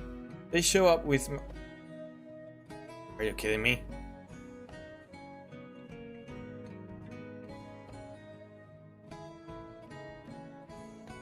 See, our neighborhood has a welcoming committee. They show up with macaroni casserole and a gift basket and a manila folder whenever someone new moves in. They're very friendly. 4 people showed up when we moved in 7 years ago. The committee made small talk, gave me a Snickers bar, and took turns holding Nola. It was her first week out of the hospital, so they were extra careful. Then the committee asked to speak to my parents in private, so I was sent to my room where I still managed to hear nearly every word. The welcoming committee told my parents about how nice the neighborhood was. Really exceptionally hard to explain, kind of nice. And then they told my parents about the even harder to explain whistling that happens every morning at 3:03 and ended at the tick of 3:05.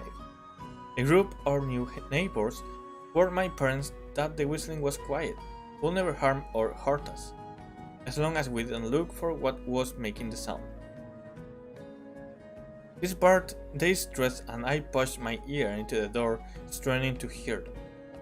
People who went looking for the whistler had their luck change, sometimes tragically. A black cloud would hang over anyone that looked. Anything that could go wrong would. The manila envelope the committee brought over contained newspaper clippings, stories about car crashes and ruined lives, public deaths and freak incidents. Not everyone dies, I heard the head of the committee tell my dad. The life goes out of them. Even if they leave, there's no light in them ever again, no presence. Hey, this sounds interesting. I don't know where this is going. Honestly. My mom, I could tell she wasn't taking it seriously. She kept asking if this was some prank they play on new neighbors. At one point my mom got angry, accused the committee of trying to scare us out of our new home. Asked them if they were racist on account of my dad being from the islands. For being British? My dad calmed her down, told her he could tell our new neighbors were sincere and they were just trying to help us.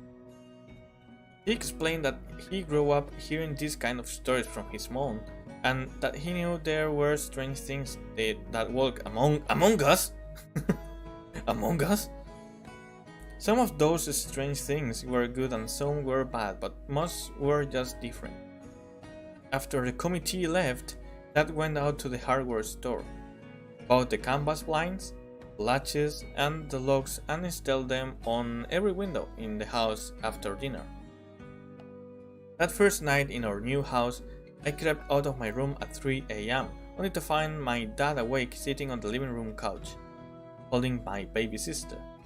My dad held up his finger in a motion, but pat the couch next to him. I sat and we waited. At exactly 3:03, we heard the whistling. Da da da da da doom, da da da da da doom. I will whistle, but I don't know how to whistle. Okay. I mean, I could try. Let me try.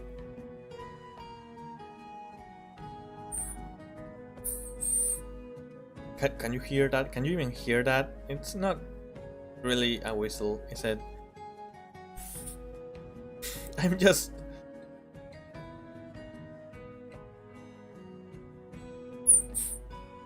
Okay, let's go with that. Let's go with that. So it will be something like...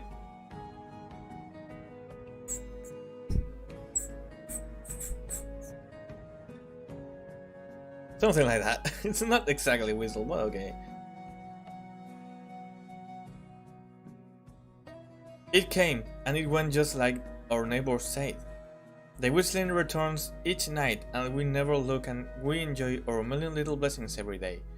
Nola breathes on her own, and she's grown into a strong, clever girl. My dad even joined the welcoming committee. We don't get new neighbors often. Why would anyone want to leave? But when a new family moves in, my dad and the committee bring them macaroni casserole, a gift basket, and the manila folder.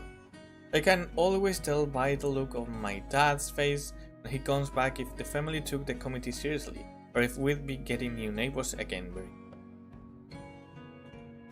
I don't know how to whistle too. I be something like a kettle. Well, kind of like myself, right? Like... Yeah, that sounds like a kettle.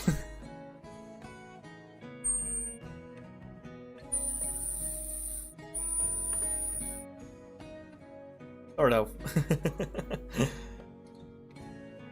Not long ago, a family moved in directly next to us. The previous owner, Miss Maddie, passed away at age 105. She'd lived a good long life. Her new neighbors seemed like they'd fit in just fine. They believed the welcoming committee took my dad's advice about locking shutters since they had a young child of their own. Whatever newspaper clippings were in that manila envelope, whatever evidence my dad never let us see. But I imagine it must have been awfully convincing since our neighbors got along with no issues for the first month. One night, when our new neighbors had to leave town, they sent their son Holden to stay with us. He was 12, a year under me in school. I didn't know him well before that night, but as soon as his parents dropped him off after dinner, I could tell it was going to be a bad time. Why? Do you know who is always out there whistling every night? No. Don't be like that.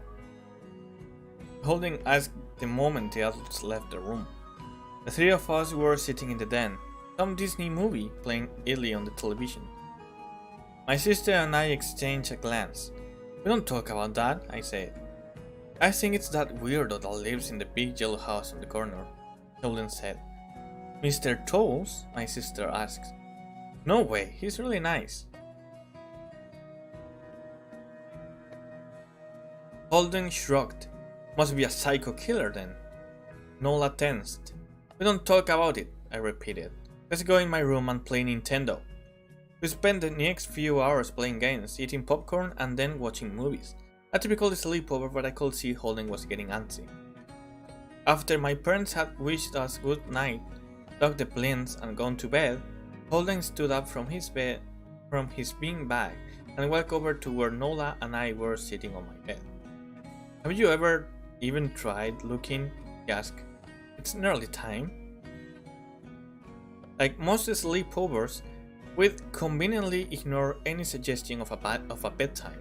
I was shocked to see he was right. It was almost 3 a.m. I sighed. We don't... See, I can't even try to look because my dad locks blinds every night and hides the key. He continued, ignoring me. So does our dad, said Nola. No, replied Holden. No, he doesn't. You saw him do it, I said, a little sharper than I meant to sound.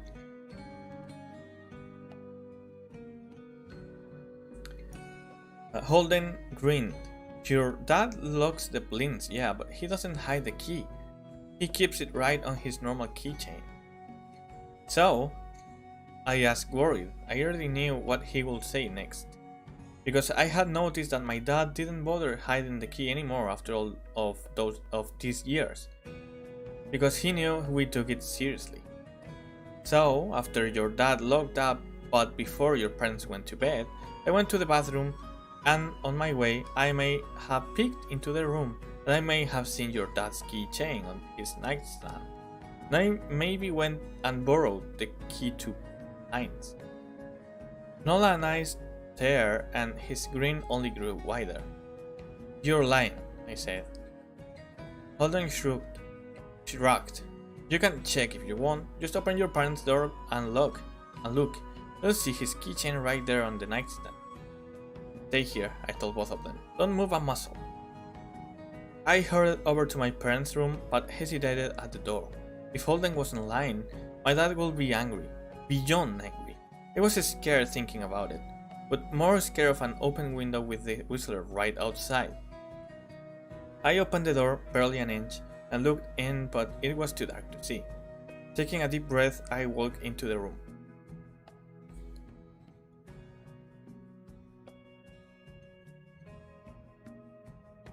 Two steps into the dark, I froze. The whistling started, and I could hear it clearly. From my parents' room, I never realized, but they must have heard sound every night since we moved into the house. They never told us. I don't think I could have slept through it. I stood there, listening to the whistling come closer, unsure whether I should turn on a light or call out for my dad. Soft sounds from the living room brought me back to reality. Nola, I yelled, running out of my parents' room. Holden and Nola were standing near the front door next to the window. Holden wasn't lying. I could see him fumbling with the lock on one of the blinds. I heard a click. He did have the key. Holden let out a quick laugh. Nola stood next to him, hunched up, afraid but maybe curious. The whistling was right outside our house now. I think I made a sound, called out. I can't remember. Time felt frozen, clock hands nailed to the face. Sorry. But I found myself moving. I'm not fast, I've never been athletic. Somehow, though, I covered the space between myself and Nola in a moment. My eyes were locked on her, but I heard Holden pull the blind all the way down so it could release. I heard the snap of it start to raise, and I heard the whistling just on the other side of the window. Ugh.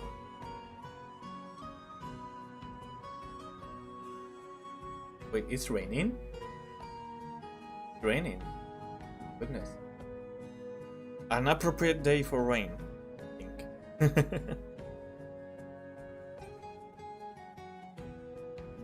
The whistling stopped. I felt Nola shaking my arms. Don't look, okay? I told her. Don't turn around. We were positioned so that she was facing back towards the hallway and I was facing the window. My eyes were still closed. I felt her nodding to my shoulder. I reached out with the arm not holding Nola and tried to touch Holden. My hand brushed against his arm. He was shaking worse than Nola. Holden? I asked. Silence. Silence. Silence. I reached past him and gingerly felt for the window. Eyes still shut. The glass was cold against my fingertip, further than it should have been for the time of year. I moved my hand up the window, searching for the string to the blind. The glass began to get warmer the further I reached, and there was a gentle hum getting back into my fingertips. I tried not to think about what might be on the other side of the window. Finally, I touched the string and yanked the blinds shut. I opened my eyes, the dim light leaking out from the kitchen. I could make out Holden, pale and small, staring at the now closed window. Holden? I asked again. He turned towards me and he screamed. Everything becomes a flurry of motion. Lights sparked to life in the hall, then the living room, My parents' footsteps thud across the hardwood floor. I then turned to look back at them. My eyes were glued to Holden. He was pale, had bit his lip so hard there was a thin red line of blood running down his chin, and he'd wet himself. What happened? My dad asked from behind me. I managed to swivel away from Holden and look back. He looked. I'd never seen my dad scared before, but I saw it that night. That moment, an old ugly terror stitch on his face. A parent's fear. Just Holden? He mouthed to me. I nodded yes. My dad let out a breath. He looked so relieved I nearly expected him to cheer, but then he turned to Holden and my dad's face changed. I wondered if he felt bad for feeling good that Holden was the only one that looked. There was a knock at the door. We all froze. Holden whimpered. Don't answer it, my mom said. She stood at the threshold of the home.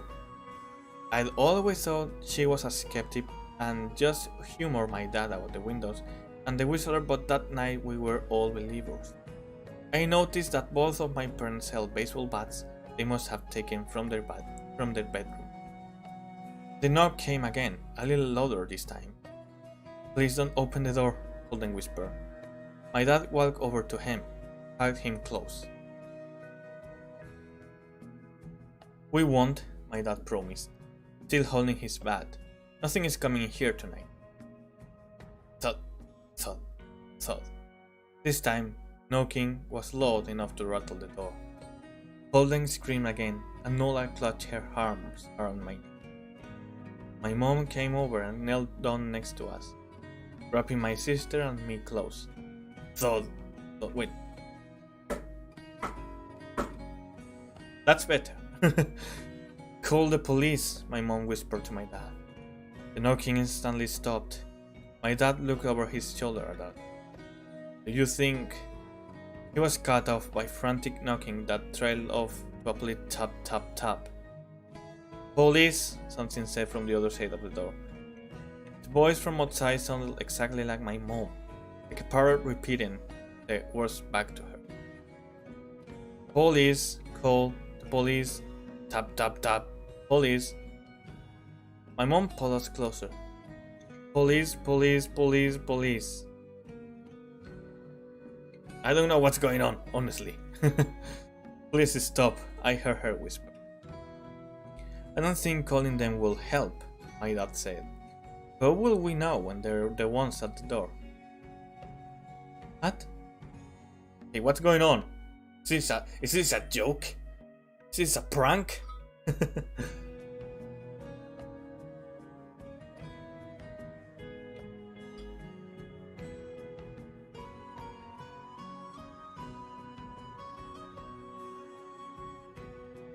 The knocking came back harder than before. The door shook, and it stopped. After a long moment, I heard the knocking again, but it was coming from our back door.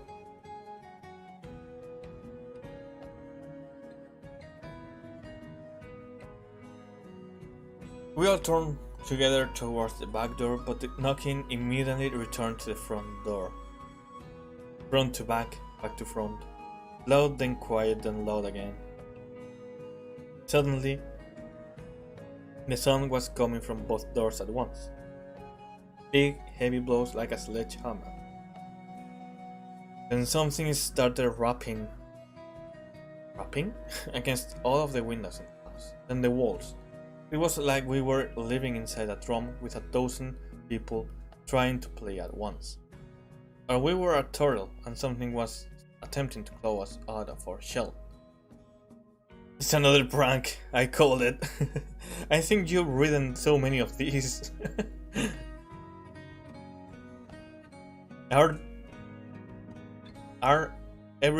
Is every single no sleep story like this? Pranks? Okay.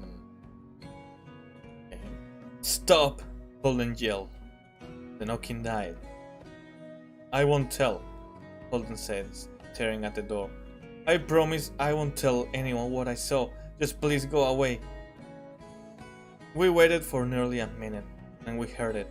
A soft tap tap tap coming from the window. Holden had looked through it earlier.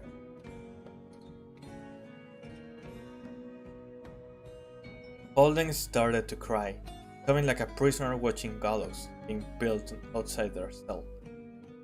My dad held him, brushed his hair, but never lied to him, never told him things would be okay. Tapping at the window went out for the rest of the night. We huddled together in the living room for I don't know how long. Eventually, my mom tried to take us kids into my room while my dad stayed to watch the door. The second we moved into my bedroom, knocking came back, so loud it was possible to so loud it was possible to ignore. I think that's wrong. I was afraid the door couldn't take it. We went back to the living room and the knocking stopped. Only the tap tap tap on the window remained. None of us slept that night. The tapping stopped around 7 a.m. That's about the time the sun comes up here. We waited another 2 hours before my dad opened his blinds from one window. He made us all go back to my parents' bedroom first. I heard him open the door, then come back in. Okay, he told us, it's dawn. Holden's parents came back around lunchtime. My mom and dad walked Holden over to his house and they all went inside for quite a while. Nola and I watched from the window. Oh, hold up. Oh, never mind. Okay, where was I? She stuck to me the whole day, right at my side, sometimes holding my hand. When my parents came back, they looked grim, but couldn't tell us what they said to Holden's family. It was a Sunday, so we all spent the day together, ordered pizza, and watched movies.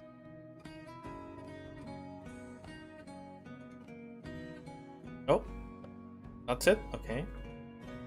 That night, everyone slept in my room. Nola and my mom in the bed with me. My dad in a chair he'd pulled over. There was no knocking that night or any night since. We didn't see much of Holden or his parents for the rest of that week, but my Thursday there was a moving truck in their driveway. Nola and I watched them packing up the whole afternoon after school. What sticks with me most is how tired Holden and his parents looked. All three had the same pallor.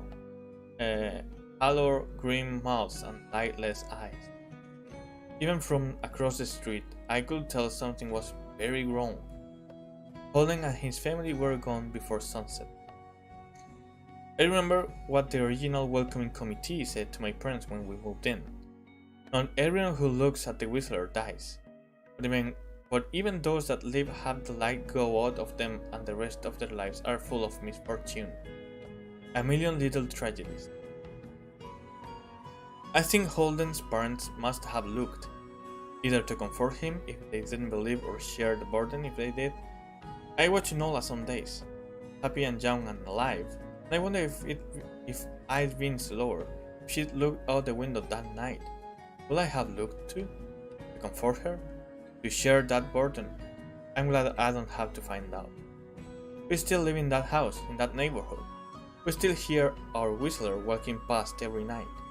The blessings, the luck, the good things here are too good to leave. But we're careful, we don't have friends over to spend the night anymore. And my dad hides the key to the blinds very well. Not that I've gone looking, some things you just don't need to look for. Okay, well, what is this by the way?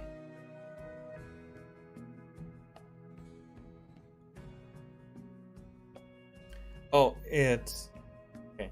It's self-advertising, I think. I have a video doorbell. I already lost this fight. Red. I mean, it was a good story. It was a very good story. I really liked it. But it didn't feel that scary, personally. Maybe it's some other kind of fear. But it didn't feels scary to me. So does the Whistler adhere to daylight savings? That's funny because we just changed the time zone, the hour here, like last week, some days ago, actually.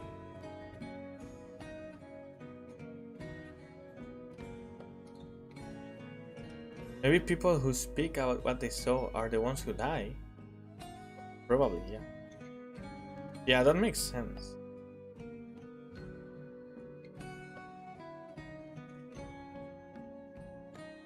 Okay, yeah. I'm going to change screen. Yeah.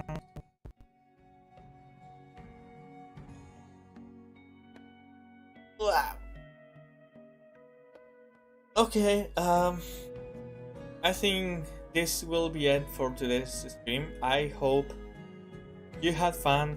I hope you also got a little bit scared. And well, honestly, I really had a lot of fun. I really enjoyed today's stream, despite the way it started.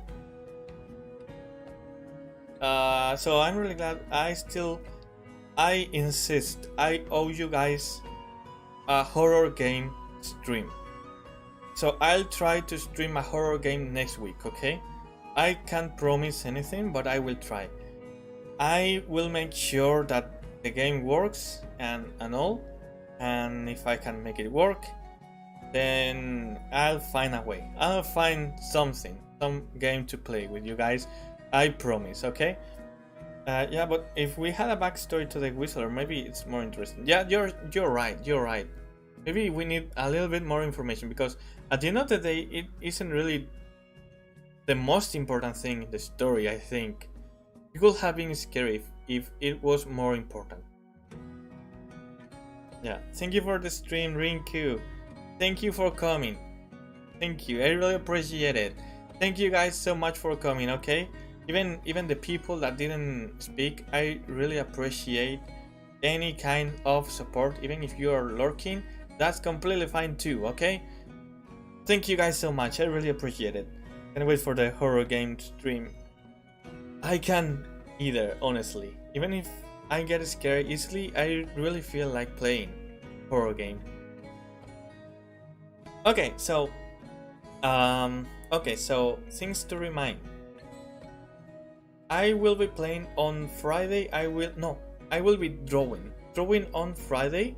I have to finish the drawing of my mascot, my official mascot, and on Sunday I will be playing more Pokemon on Twitch.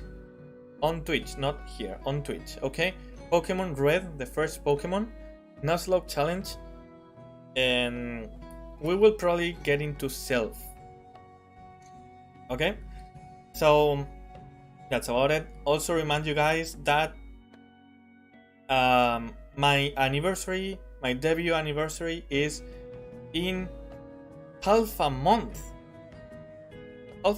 Just half a month. And that also you can support me by follow me on my social media, also on Ko-fi. I have a Ko-fi where you can donate any kind of money, any kind of, even if it's just a single euro, that's completely fine. And also remind you guys, I barely remind this anymore, that by donating you are allowed to get a nickname in Pokemon. Okay, that's it. Okay, I want to make more things in Ko-fi though. I should use it more. I want to open commissions for writing or for drawing or something like that. But let's see about it. Okay, so that's it. Thank you guys so much for coming again, and let's keep having fun, targets. Bye bye.